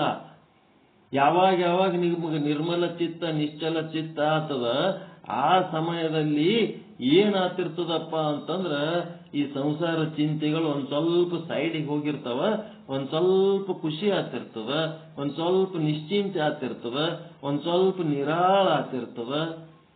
ಅದಕ್ಕೇನಂತಾರ? ಮುಕ್ತಿ ಅಂತಾರ. ಅಲ್ಲೇನ್ ಒಯ್ದು ಹೆಣ ಸುಟ್ಟು ಕೂಡಲೇನೆ ಮೋಕ್ಷ ಆಗಂಗಿಲ್ಲ, ಮುಕ್ತಿ ಆಗ್ತದ, ಮತ್ ಹುಟ್ಟಿ ಬರ್ತಾನ. ನೀವು ನಿಷ್ಕಾಮ ಕರ್ಮ ಉಪಾಸನೆ ಮಾಡಿದ್ರೆ ನಿಮಗೆ ನಿರ್ಮಲ ಚಿತ್ತ ನಿಶ್ಚಲ ಚಿತ್ತ ಆಯ್ತು ಅಂತಂದ್ರ ಅಲ್ಲಿ ಮುಕ್ತಿ ಆಗ್ತದ, ಮೋಕ್ಷ ಅಲ್ಲ. Temporary relief.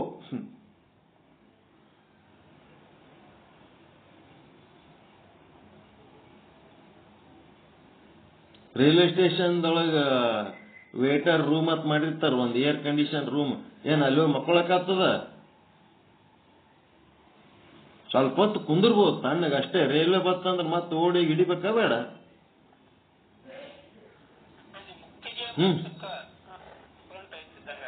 ಮತ್ತೆ ಮೋಕ್ಷ ಬೇರೆ ಮುಕ್ತಿ ಬೇರೆ.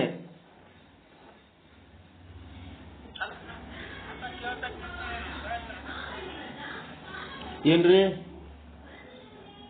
ಪಾಠ ಕೇಳ್ತಾ ಪಾಠ ಮುಗಿದ ನಂತರನು ನಮ್ಮ ಮನಸ್ಸ ಮನೋನಿಗ್ರಹ ಆಗಿ ಆ ವಿಷಯದೊಳಗೆ ನಿರಂತರ ಇತ್ತಂದ್ರೆ ಅದೇ ಮುಕ್ತಿ ಅಂತ ತಿಳ್ಕೋಬೇಕು. ಎಲ್ಲ ಬಂಧನಗಳಿಂದ ಬಿಡುಗಡೆ ಹೊಂದಿರ್ತೇವೆ ಅವಾಗ, ಅದೇ ಮುಕ್ತಿ ಅಂತ ತಿಳ್ಕೋಬೇಕು. ಈಗ ಎಷ್ಟೋ ಮಂದಿ ನನ್ನ ಕೈಲೇ ಬೈಸ್ಕೋಬಾರ್ದು ಅಂತೇಳಿ ಪಾಠ ಬಿಟ್ಟ ಹೋಗ್ಯಾರಲ್ಲ, ನಾ ಬೈತೀನಿ ಅಂತೇಳಿ. ಅವ್ರು ಮೋಕ್ಷ ಒಂದಾರ, ಮುಕ್ತಿ ಒಂದಾರ?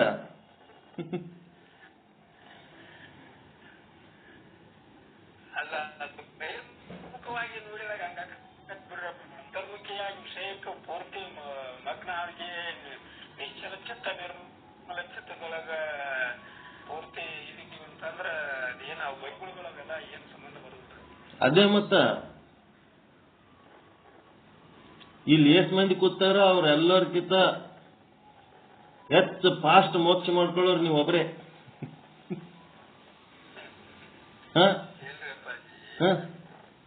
ಅವ್ರೆಲ್ಲರಿಗೂ ಬೈತೀನಿ ಅಂತ ಹೇಳಿಕೆ ಅವ್ರು ಏನ್ ಮಾಡ್ಯಾರ, ಬೈತಾನ ಸುಮ್ನೆ ಪಾಠ ಹೇಳೋದ್ರಕ್ಕಿಂತ ಬೈಗುಳುಗಳ ಬಾಳ ಇರ್ತಾವ, ಯಾಕೆ ಬೈಸ್ಕೋಬೇಕು? ನಿಂಗಯ್ಯ ಹಿರೇಮಠ ಧಾರವಾಡದವ, ಅವನು ಒಳಿತಿಗಾಗಿ ನಾವು ಎಷ್ಟೆಲ್ಲ ಸಾಧನೆ ಮಾಡಿದ್ರು ಸಹಿತ ನಮ್ ಸತ್ಸಂಗಕ್ಕೆ ಬೆಂಕಿ ಹಚ್ಚಿ ಬೈತಾನಂತ ಹೇಳ್ತಾನ. ಮೈಸೂರಾಗ ಸಹಿತ ಯಾರು ಸಿಕ್ಕವ್ರಿಗೆಲ್ಲ ಇನಾಮದಾರ್ ಯಾ ಹೇಳ್ತಾನ್ರಿ, ಬೈತಾನ. ಮತ್ತವ ಏಟ್ ಹಾಕ್ಲಾರ್ದೆ ಮೂರ್ತಿ ಹೆಂಗಾತವ? ಏಟ್ ಹಾಕಿದ್ರೆ ಮೂರ್ತಿ ಆತವ. ಈಗ ಏನಾಗ್ಯದ, ಅವ ಎನ್ನಾರ್ ಹಿರೇಮಠ ನಮ್ ಸತ್ಸಂಗ ಬಿಟ್ಟು ಹೋದ. ಮತ್ ಸಂಗಟ್ ಇನ್ನೊಂದ್ 4 ಮಂದಿ ಪಂಡಿತರಿಗೆ ಕರ್ಕೊಂಡೋದ, ದೊಡ್ಡ ದೊಡ್ಡ ಸಾಹಿತಿಗಳು ಅವಕ ಇವಕ ಎಲ್ಲ ಕಟ್ಕೊಂಡೋದ. ಅವ್ರಿಗೆ ಏನಾಗ್ಯದ, ಮೋಕ್ಷ ಆಗ್ಯದ, ಮುಕ್ತಿ ಆಗ್ಯದ, ಅವ ದಿವ್ಯಾನಂದ.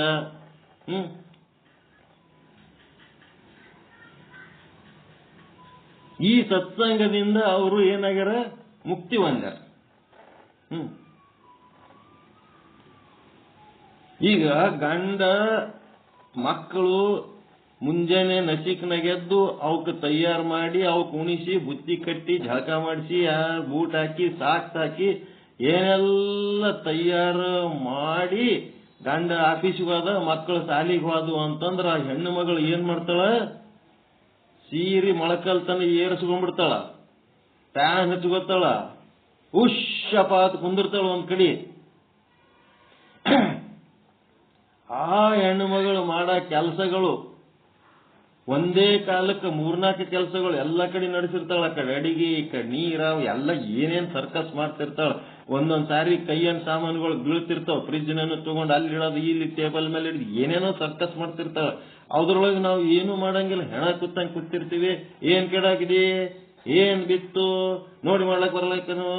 ಅದನ್ನು ಒಂದು ಖಡ್ ಗಂಡನ ಕಾಟನು ಅದ್ರಾಗ ಅನುಭವಿಸ್ತಾಳ ಆಕಿ. ಅಷ್ಟೆಲ್ಲ ಅನುಭವಿಸಿದ ಮಾಡಿದ ಕೆಲಸ ಒಂದು ವೇಳೆ ಅಕಸ್ಮಾತ್ ಆಕಿ ಊರಿಗೆ ಹೋದಾಗ ನಾವು ಅವು ಮಾಡ್ಲಕ್ ಹೋದ ಅಂದ್ರೆ 10 ಮಣಿಗೆ 4 ಆದ್ರೂ ಆಗಂಗಿಲ್ಲ ಅವು ಕೆಲಸಗಳು. ಅಷ್ಟು ಕೆಲಸ ಮಾಡ್ತಾಳ ಆಕಿ ಮುಂಜಾನೆ 1-2 ತಾಸ್ನಾಗ. ಅಷ್ಟೆಲ್ಲ ಮಾಡಿ ಉಶ್ಯಪ ಅಂತ ಕುಂದಿರ್ತಾಳಲ್ಲ, ಅದು ಮುಕ್ತಿ ಅಂತೀರ, ಮೋಕ್ಷ ಅಂತೀರ?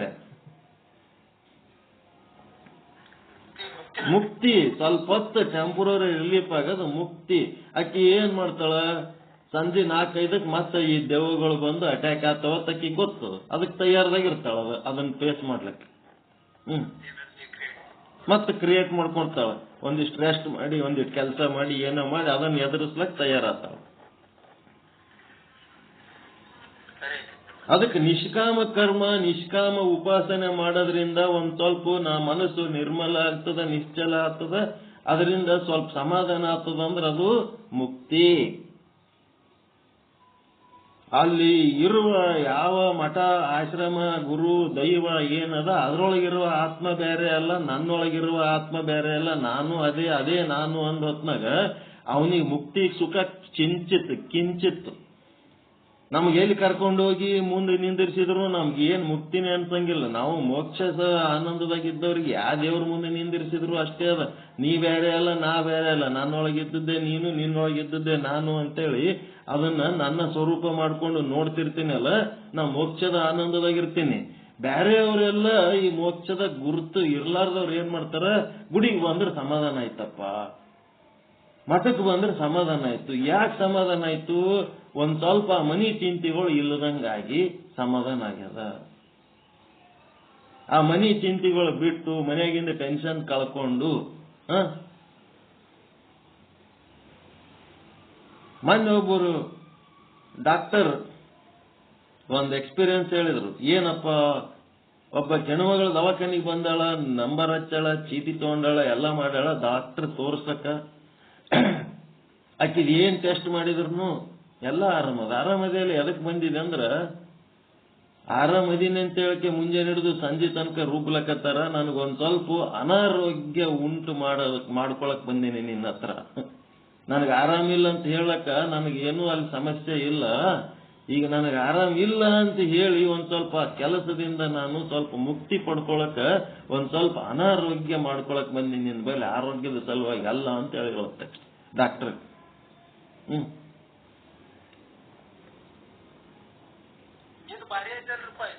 ಹಾ, ಮತ್ತೆ ಬರೀ ಆರೋಗ್ಯದ ಸಲುವಾಗಿ ಬಂದಿನ ತಿಳ್ಕೊಂಡೇನು ನೀ ನನಗೆ ಅನಾರೋಗ್ಯ ಉಂಟು ಮಾಡೋದ್ರಿಂದ ನನಗೊಂದಿಟ್ಟು ಅನುಕೂಲ ಆಗ್ತದ. ದಿನ ಸ್ವಲ್ಪ ಹೊತ್ತು ಒಂದ್ ಕಡೆ ಹಾಸಿಯಾಗಿ ಬಿದ್ದಲ್ಲೇ ಬಿದ್ದು ಏಳಾರ್ದಂಗ ಆಗಂತದ್ ಒಂದ್ ಏನಾರ ಮಾಡಿಟ್ಬಿಡು ನನಗ. ನನಗ್ ಬೇಕಿದ್ರೆ ಎದ್ದು ಮಾಡ್ಬೇಕು, ಇಲ್ಲ ಅಂತಂದ್ರೆ ಇಲ್ಲ. ಮನೆಯವ್ರದ್ದು ಒತ್ತಡ, ಆರೋಗ್ಯ ಚಲೋ ಅದಂತೇಳಿ ರುಬ್ಲಕತ್ತಾರ, ನನಗ್ ಬ್ಯಾಸರ ಇಟ್ಟದ.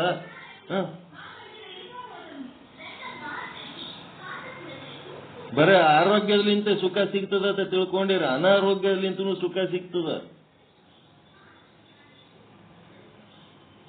ಬರೇ ಸ್ವಚ್ಛನ ಜಾಗದಾಗೆ ಸುಖ ಸಿಗ್ತದಂತೀರೇನು?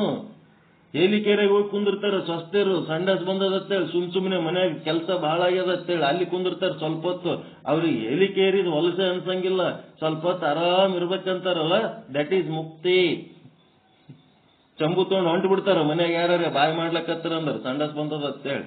ಹೋಯ್ಕೋತೀರ್ರಿ ಮಕ್ಕಳೇ ನಿಮ್ಮ. ನಾವಂತೂ ನಡೆದೆವು. ನಿಮ್ ಬೈಗುಳುಗಳು ಎಲ್ಲಿ ಕೇಳ್ಕೊತ್ ಕುಂದ್ರ ಮೆಟ್ ಹೋದಿರ್ತೀರಿ, ಅವ್ರ ಚಂಬು ತಗೊಂಡ್ ಹೋಗೋರಿಗೆ ಏನ್ ಬೆನ್ ಹತ್ಲಕ್ ಆಗ್ತದ? ಸಂಡಸ್ನಾಗ ಹೋಗಿ ಕುಂದ್ರವ್ರಿಗೆ ಏನ್ ಬೆನ್ ಹಚ್ಚಿ ಬಾಗ್ಲಾಕ್ ತರದ್ ಬೈತಾರ ಯಾರು? ಸಂಡಸ್ನಾಗೆ ಮುಕ್ತಿ, ಬಾತ್ರೂಮ್ನಾಗೆ ಮುಕ್ತಿ. ಸಾಯಂಕಾಲ ಬಂದ್ಮೇಲೆ ಸುಡು ಚಹಾ ತಂಪುಲಿಂತ ಸುಖ ಆಗ್ತದ ಅಂತ ತಿಳ್ಕೊಂಡಿವಿ. ಸುಡು ಚಹಾ ಕುಡಿದ್ರೆ ಮುಕ್ತಿ ಆಗಲ್ಲ, ಸುಡೋದ್ರಿಂದ ಮುಕ್ತಿ ಆಗಲ್ಲ. ಬೆಂಕಿ ಸುಟ್ಟುಕೊಂಡು ಮುಕ್ತಿ, ಆದ್ರೆ ಮೋಕ್ಷ ಅಲ್ಲ. ಅದಕ್ಕ ನಿಷ್ಕಾಮ ಕರ್ಮ ಮಾಡಿದ್ರ ಮುಕ್ತಿ ಸಿಗ್ತದಪ್ಪ. ಸ್ವಲ್ಪ ಹೊತ್ತು ನಿನಗೇನ್ ಟೆನ್ಷನ್ ಆಗ್ಯದ, ನಿನಗೇನ್ ದಣಿವಾಗ್ಯದ, ಅದು ರೆಸ್ಟ್ ಸಿಗ್ತದ. ಇಡೀ ಜನ್ಮದಾಗ ನೀ ಏನ್ ದಣಿವಾಗಿದಿ ಅದು ಸತ್ತದ ರೆಸ್ಟ್ ಮಾಡ್ತಿದಿ. ಒಂದು ದಿವಸ ನೀನೇನ್ ಹೈರಾಣಾಗಿದಿ ಅದು ಮಕ್ಕೊಂಡು ರೆಸ್ಟ್ ಮಾಡ್ತಿದಿ. ಮಾಡಿ ಮತ್ತೆ ಬರ್ತಿದಿ ಮುಂದಿನ ಜನ್ಮಕ್ಕೆ ಅದೇ ಕರ್ಮವನ್ನು ಅನುಭವಿಸ್ಲಕ್ಕ. ಮರುದಿನ ಮತ್ತೆ ಹೇಳ್ತಿದಿ ಅದೇ ಕರ್ಮ ಅನುಭವಿಸುವುದಕ್ಕೆ. ಇಡೀ ಜನ್ಮದ ದಣಿವನ್ನ ಕಳ್ಕೊಳ್ಳಕ ಸತ್ತು ಮತ್ತೆ ಹುಟ್ಟಿ ಬರ್ತಿದಿ. ಒಂದು ದಿವಸದ ಶ್ರಮ ಕಳ್ಕೊಳಕ ಏನ್ ಮಾಡ್ಯಾರ, ಒಂದು ಮಲ್ಕೊಂಡು ಎದ್ದು ಬರ್ತಾನ. ಮುಕ್ತಿ ಪಡ್ಕೋತೀವಿ ನಾವು. ಮುಕ್ತಿಯನ್ನೇ ಮೋಕ್ಷ ಅಂತ ತಿಳ್ಕೊಂಡಿವಿ.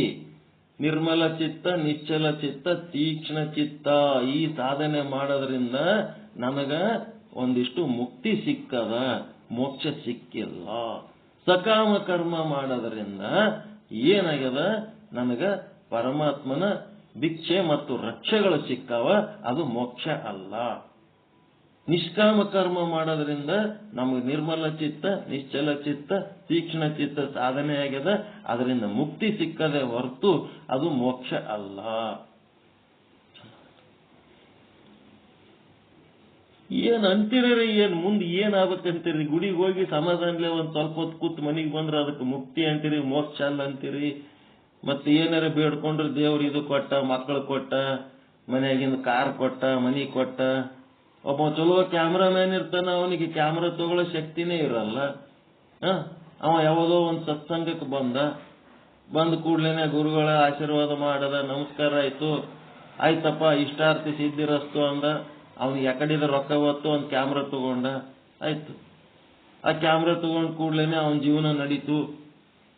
ಬಾಬಾಜಿ ಕ್ಯಾಮ್ರಾ ಕೊಡಿಸಿದ್ರ ನನಗ ಅಂತಾನ. ಅವನ ಬಲ್ಲಿ ಭಾಗ್ಯದಾಗ ಅವ ಅನುಭವಿಸಿದ, ಇವ ಬಾಬಾಜಿ ಹೆಸರು ಹೇಳಕತ್ತಾನ. ಕ್ಯಾಮ್ರಾ ತಗೊಂಡಿ, ಕ್ಯಾಮ್ರಾನು ಒಂದಿನ ಕೆಟ್ಟ ಹೋಗೋದು, ನೀ ತೆಗೆದು ಫೋಟೋನು ಒಂದಿನ ಕೆಟ್ಟ ಹೋಗವು. ನೀನ್ ಹೊಟ್ಟಿ ತಿಪ್ಪಲಿಗೆ ಏನ್ ಮಾಡಿದಿ ಎಲ್ಲಾ ಸಾಧನೆಗಳು ಅವು ಒಂದಿನ ಇದ್ದು ಇನ್ನೊಂದ್ ಸಾರಿ ಇರ್ಲಾರ್ದಂತ ಅನಿತ್ಯವಾದದ್ದು. ಒಮ್ಮ ನೀವು ಮೋಕ್ಷ ಪಡ್ಕೊಂಡ್ರಿ ಅಂತಂದ್ರ ಕ್ಯಾಮ್ರಾದ ಕಂಪನಿ ಮಾಲಕರು ನೀವೇ. ಎಲ್ಲ ಫೋಟೋಗ್ರಾಫರ್ಗಳು ನೀವೇ ಆಗಿ ಫೋಟೋ ತೆಗಿತಿರ್ತೀರಿ, ಅಲ್ಲಿ ಫೋಟೋ ತೆಗೆಸ್ಕೊಳ್ಳೋರು ನೀವೇ ಆಗಿರ್ತೀರಿ. ಹೀಗಾಗಿ ಸಕಾಮ ಕರ್ಮ ನಿಷ್ಕಾಮ ಕರ್ಮ ಮಾಡಿ ನಿರ್ಮಲ ಚಿತ್ತ ನಿಶ್ಚಲ ಚಿತ್ತ ಮಾಡ್ಕೊಂಡ್ರೆ ಮುಕ್ತಿ ಸಿಗ್ತದೆ ಹೊರತು ಮೋಕ್ಷ ಅಲ್ಲ, ಆತ್ಮಸ್ವರೂಪದ ಅನುಸಂಧಾನ ಆಗಂಗಿಲ್ಲ. ಸಕಾಮ ಕರ್ಮ ಮಾಡಿದರೆ ಫಲ ಸಿಗ್ತದ, ನೀವು ಏನ್ ಬಯಸ್ತೀರಿ ಆ ಫಲ ನಿಮ್ಮ ಅನುಸಂಧಾನಕ್ಕೆ ತಕ್ಕಂತೆ ಫಲ ಸಿಗ್ತದೆ. ನಿಷ್ಕಾಮ ಕರ್ಮ ಮಾಡಿದರೆ ಮುಕ್ತಿ ಸಿಗ್ತದೆ, ಮೋಕ್ಷ ಸಿಗಲ್ಲ.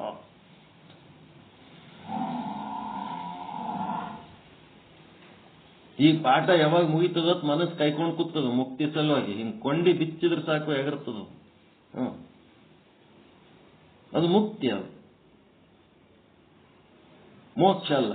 ಮೋಕ್ಷ ನಿಮ್ಮೊಳಗೆ ನೀವೇ ಮಾಡ್ಕೋಬೇಕಾಗಿದ್ದು. ಬಾಣ ನಟ್ಟ ಜಿಂಕೆ ಸುತ್ಕೊಂಡು ಬಿದ್ದಿರ್ತದ, ಭಯಂಕರ ನೋವು. ಯಾರ ಬಾಣ ಕಿತ್ತೀರಂತಂದ್ರ ಅದು ಎದ್ದು ಓಡಿ ಹೋಯ್ತಂತಂದ್ರ ಅದು ಮುಕ್ತಿ. ಎದಿ ಮೇಲೆ ಮಗಳು ಕೂತಾರ, 35-40 ವರ್ಷ ಆಗ್ಯದ, ಎಲ್ಲೋ ಒಂದು ತಾಳಿ ಸಿಗಲ್ದು, ಏನ್ ಮಾಡ್ಬೇಕಂತೇಳಿ ಹುಡುಕ್ಯಾಡ್ ಒಂದೇನಾರ ತಾಳಿ ಭಾಗ್ಯ ಆಯ್ತಂದ್ರ ದಟ್ ಈಸ್ ಮುಕ್ತಿ, ಮೋಕ್ಷ ಅಲ್ಲ. ಬಿದ್ದಲ್ಲೇ ಎಷ್ಟು ವರ್ಷ ಆಯ್ತು ಮಾಡಿಸ್ಕೊಳಕತ್ತಾನ, ಮಾಡೋರ್ಗೆ ಏನ್ ಕಷ್ಟ, ನೋಡಕ ಕಷ್ಟ, ಎಲ್ಲಿ ಜೀವ ಹೋಗಲ್ದು. ಪಟ್ ಅಥವಾ ಒಂದು ಮುಂಜಾನೆ ಹೇಳಿದ್ರಾಗ ರಾತ್ರಿ ಹೋಗಿತ್ತಂದ್ರೆ ದಟ್ ಈಸ್ ಮುಕ್ತಿ, ಮೋಕ್ಷ ಅಲ್ಲ.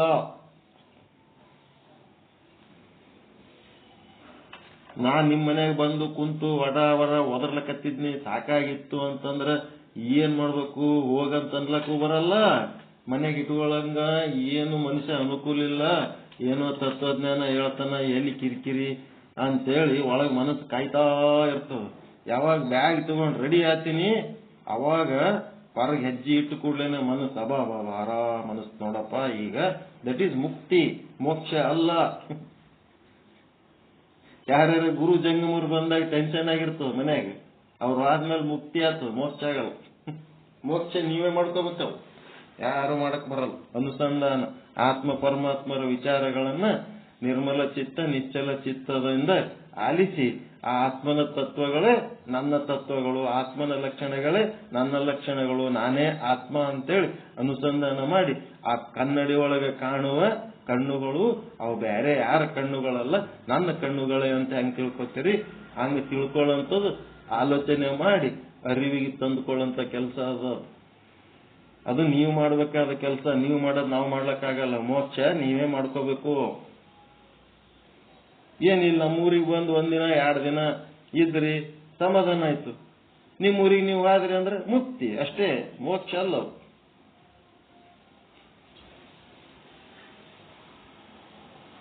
ಏನಾರು ಉಪಯೋಗ ಆಯ್ತಾ ಇವತ್ತಿನ ಪಾಠ?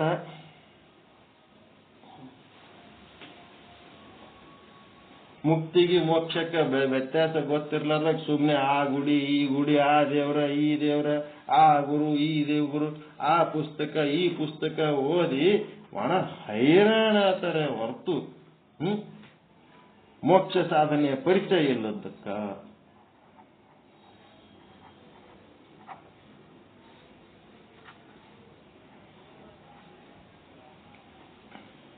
ಅದೇ ಎಷ್ಟು ಚಂದ ಹೇಳ್ತಾನೋ, ಸಗುಣ ನಿರ್ಗುಣ ಎಂಬೆರಡ ರೂಪದಿಂದ ಈಶ ಅಗಣಿತ ಸಿದ್ಧಿ ಮುಕ್ತಿಗಳನ್ನ ಬಗೆಯ ಭೇದ ನಿಗಮಾದಿಗಳು ಹೊರೆಯುವ. ಎಲ್ಲ ನಿಗಮಾದಿಗಳು ಅಂತಂದ್ರೆ, ನಿಗಮ ಅಂದ್ರೆ ವೇದ, ನಿಗಮಾಗಮಗಳಂದ್ರೆ ವೇದಗಳು ಆಗಮಗಳು, ಅವೆಲ್ಲ ಹೇಳ್ತಾವ. ಪರಮಾತ್ಮನು ಸಗುಣವಾಗಿ ಇದ್ದಾನೆ, ನಿರ್ಗುಣವಾಗಿ ಇದ್ದಾನೆ, ಅಗಣಿತ ಸಿದ್ಧಿ. ಏನ್ ಮಾಡ್ತಾನ? ಕಾಮನೆಯಿಂದ ಮಾಡುವವರಿಗೆ ಸಿದ್ಧಿಯನ್ನ, ನಿಷ್ಕಾಮನೆಯಿಂದ ಮಾಡುವವರಿಗೆ ಮೋಕ್ಷವನ್ನ. ನಿಷ್ಕಾಮ ಕರ್ಮ ಅಂತಂದ್ರೆ ನಿರ್ಮಲ ಚಿತ್ತ ನಿಶ್ಚಲ ಚಿತ್ತ ಆಯ್ತು ಅಂತಂದ್ರೆ ಸ್ವಲ್ಪ ಫ್ರೀ ಅನಿಸ್ತು. ಈಗ ಹೆಂಗಂತಂದ್ರ ಕೆರಿ ಮೇಲೆ ಹೌದು ಒಂದು ಇದು ಪಾಚಿ ಗಟ್ಟಿರ್ತದ ನೋಡ್ರಿ, ಕೆರಿ ಮೇಲೆ ಹಸಿರು ಪಾಚಿ ಕೆರೆಯಾಗ. ನಿಮಗ್ ನೀರು ಬೇಕಂದ ಹೊತ್ನಾಗ ಅಲ್ಲಿ ಹೋಗಿ ಏನ್ ಮಾಡ್ತೀರಿ, ಆ ಪಾಚಿಗೆ ಒಂದ್ ಸ್ವಲ್ಪ ಹಿಂಗ್ ಹೊಡಿತೀರಿ, ಅದು ಹಿಂಗ್ ದೂರ ಆಗ್ತದ. ಆ ಪಾಚಿ ತೆಳಗೆ ತಿಳಿ ನೀರು ಇರ್ತದ. ಆ ನೀರ್ ತಗೊಂಡು ಕೈ ಕಾಲು ಮುಖ ಎಲ್ಲ ತೊಳ್ಕೊತೀರಿ. ತೊಳ್ಕೊಂಡಾಗ ಏನಾಯ್ತು, ಅದು ಪಾಚಿ ಸ್ವಲ್ಪ ದೂರ ಸರದಾಗ ಏನಾಯ್ತು, ಮುಕ್ತಿ. ಮತ್ ನೀವು ಕೈ ಕಾಲು ತೊಳ್ಕೊಂಡು ಈ ಕಡೆ ಬಂದು ಒಂದ್ 5 ನಿಮಿಷ ಬಿಟ್ಟು ನೋಡ್ರಿ, ಮತ್ತದು ಕವರ್ ಆಗಿರ್ತವ. ಇಡೀ ಕೆರೆಯನ್ನ JCB ಇಟ್ಟು ಕ್ಲೀನ್ ಮಾಡಿದ್ರೆ ದಟ್ ಈಸ್ ಮೋಕ್ಷ. ಒಂದು ಚೂರು ಪಾಚಿ ಇರ್ಲಾರ್ದಂಗೆ ಸ್ವಚ್ಛ ಮಾಡಿದ್ರೆ ದಟ್ ಈಸ್ ಮೋಕ್ಷ. ಅಟೆ ಟೆಂಪ್ರರಿ ಒಂದೀಟ್ ಪಾಚಿ ಸರಿಸಿ ನೀವು ಕೈಕಾಲು ಮಾರಿ ತೊಳ್ಕೊಂಡು ಬಂದ್ರಿ ಅಂತಂದ್ರೆ ದಟ್ ಈಸ್ ಮುಕ್ತಿ. ಅದಕ್ಕೆ ಕಾಮನೆಯಿಂದ ಮಾಡುವವರಿಗೆ ಸಕಾಮರಿಗೆ ಸಿದ್ಧಿಯನ್ನ ಮತ್ತೆ ನಿಷ್ಕಾಮನೆಯಿಂದ ಮಾಡುವವರಿಗೆ ಮುಕ್ತಿಯನ್ನು ಕರುಣಿಸುತ್ತಾನೆ. ಆದರೆ ಬ್ರಹ್ಮಜ್ಞಾನವಾಗದ ಹೊರತು ಮೋಕ್ಷವಾಗುವುದಿಲ್ಲ. ಈ ವಾಕ್ಯ ಹಿಡ್ಕೋಬೇಕು ನೀವು. ನಿಮಗೆ ಬೇಕಾಗಿದ್ದು ಈ ವಾಕ್ಯ. ಇವತ್ತೇನ್ ಖುಷಿ ಪಟ್ರಿ ಅಂದ್ರೆ ಮುಕ್ತಿ ಅಂದ್ರೆ ಬೇರೆ, ಮೋಕ್ಷ ಅಂದ್ರೆ ಬೇರೆ ಅಂತ ತಿಳಿತಲ್ಲಪ್ಪ. ಅಷ್ಟೇ ಖುಷಿ, ಇನ್ನ ಮೋಕ್ಷ ಆಗಿಲ್ಲ.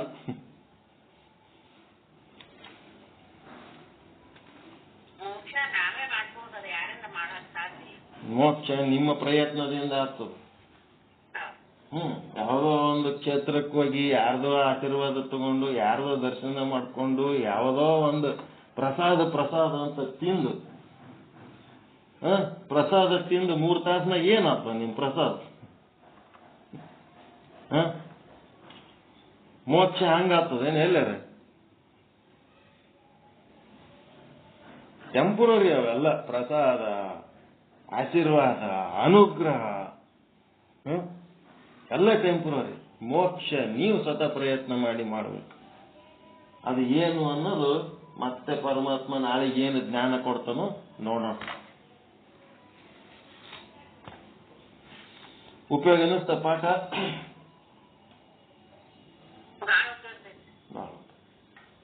ಮೋಕ್ಷನೇ ನಾವು ಮುಕ್ತಿನೇ ಮೋಕ್ಷ ಅಂತ ತಿಳ್ಕೊಂಡು ಇಲ್ಲಿ ತನಕ ಏನೇನೋ ಮಾಡಿದೆವು, ಅವೆಲ್ಲ ಅಲ್ಲ ಅಂತ ಗೊತ್ತಾಯ್ತು.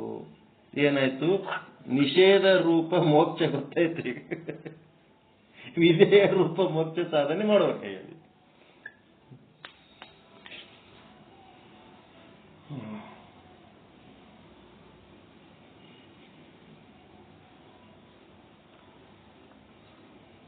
ಅದಕ್ಕೇನಂತಾರ?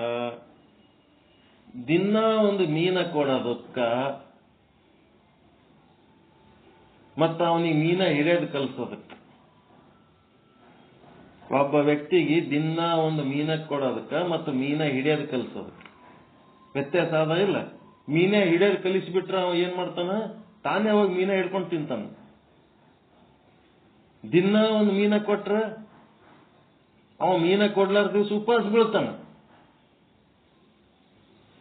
ಅವ ಮೀನ ಹಿಡಿಯೋದು ಕಲ್ತನಂತಂದ್ರೆ ಎಂದೂ ಉಪವಾಸ ಬೀಳಂಗಿಲ್ಲ. ತಾನು ತಿನ್ನೋದಲ್ಲದೆ ಇಡೀ ಜಗತ್ತಿಗೆ ಮೀನ ಉಣಿಸ್ತಾನ. ಅದಕ್ಕೆ ದಿನ ಒಂದು ಮೀನ ಕೊಡೋದು ಯಾವುದು? ಮುಕ್ತಿನ ಮೋಕ್ಷನ?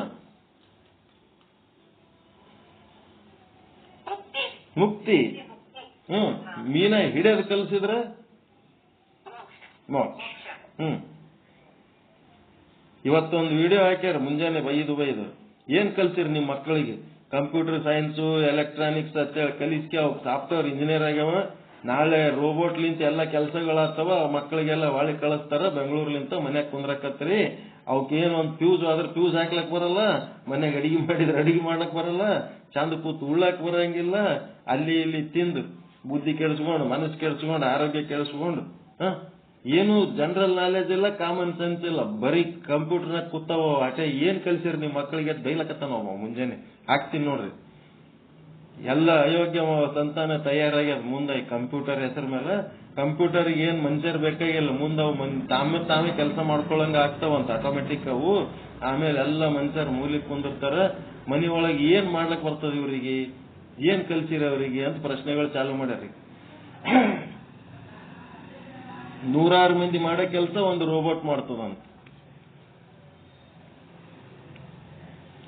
ಹೊಸ ಮಂದಿಗೆ ಏನು ನೌಕರಿನೇ ಇಲ್ಲ ಅಂತ ಈಗ ಕಂಪ್ಯೂಟರ್ ಸೈನ್ಸ್ ಎಲೆಕ್ಟ್ರಾನಿಕ್ಸ್ ಮಾಡಿ ಹೊಸ ಮಂದಿಗೆ ಇಲ್ಲ. ಹಳಿ ಮಂದಿ ಏನ್ ಸೇರ್ಯಾರ ಆಯ್ತು. ಮುಂದಿನವ್ರಿಗೆ ಸಿಗಂಗಿಲ್ಲ. ಮುಂದಿನವ್ರಿಗೆ ಬಹಳ ಕಷ್ಟ ಅದ ಜೀವನ. ಮತ್ತೆ ಬೇರೆ ಏನಾರೇ ಕಲಿಯಬೇಕು ಅವ್ರು.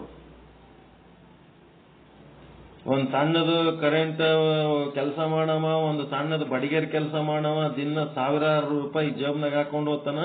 ಇವನಿಗೆ ಕಂಪ್ಯೂಟರ್ ಜ್ಞಾನ ಬಿಟ್ರೆ ಬೇರೆ ಏನು ಬರಂಗಿಲ್ಲ. ಭಿಕಾರಿ ಆದಂಗ ಆತನ ಮುಂದೆ ಭವಿಷ್ಯದಾಗ ಅಂತ ಹೇಳಕತ್ತಾರೆ ಕಂಪ್ಯೂಟರ್ ನಂಬಿದವ್ರು. ಅದಕ್ಕೆ ನಿತ್ಯ ಜೀವನದ ಬಗ್ಗೆ ಕಲಿಸಿದ್ರ ಅದು ಮೋಕ್ಷ. ಅದ್ಯಾವನ ಪಂಡಿತ ಈಜು ಬಾರದ ಪಂಡಿತ ಈಜ್ ಬರ್ತಿತ್ತಂದ್ರ ಮೋಕ್ಷ. ಈಜಿನ ಬಗ್ಗೆ ಬುಕ್ ಬರ್ದಿದ್ನಂತ ಅವನಿಗೆ ಈಜ್ ಬರ್ತಿದ್ದಿಲ್ಲ ಅಂತ. ಅದೇನದು ಮುಕ್ತಿ. ಹಿಂಗಿದು ಮುಕ್ತಿ ಮೋಕ್ಷ, ಮುಕ್ತಿ ಮೋಕ್ಷ.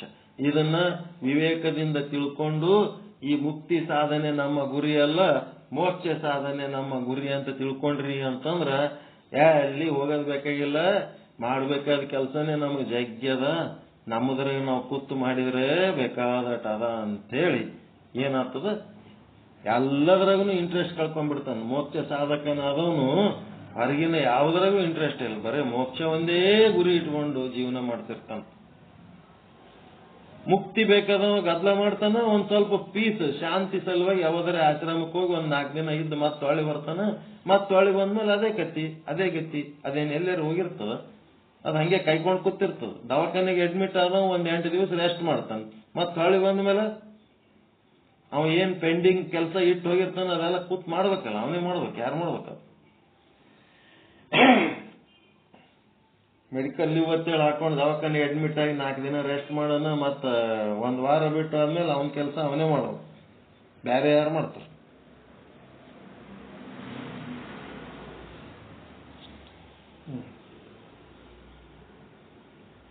ಪರಮಾನಂದ ಪ್ರಾಪ್ತಿ ಭವ, ಸರ್ವ ದುಃಖ ನಿವೃತ್ತಿ ಭವ, ಇಷ್ಟಾರ್ಥ ಸಿದ್ಧಿರಸ್ತು, ಯಶಸ್ವಿ ಭವ. ಜೈ ಶುದ್ಧ ಬ್ರಹ್ಮ, ಜೈ ಜೈ ಶುದ್ಧ ಬ್ರಹ್ಮ. ಓಂ ಶಾಂತಿ ಶಾಂತಿ ಶಾಂತಿ. ಶರಣಾರ್ಥಿ. ಚಲೋ ಹತ್ರ ಪಾಠ.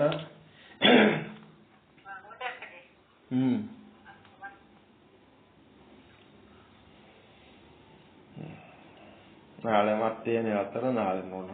ಎಲ್ಲರಿಗೆ ಒಳ್ಳೆಯದ.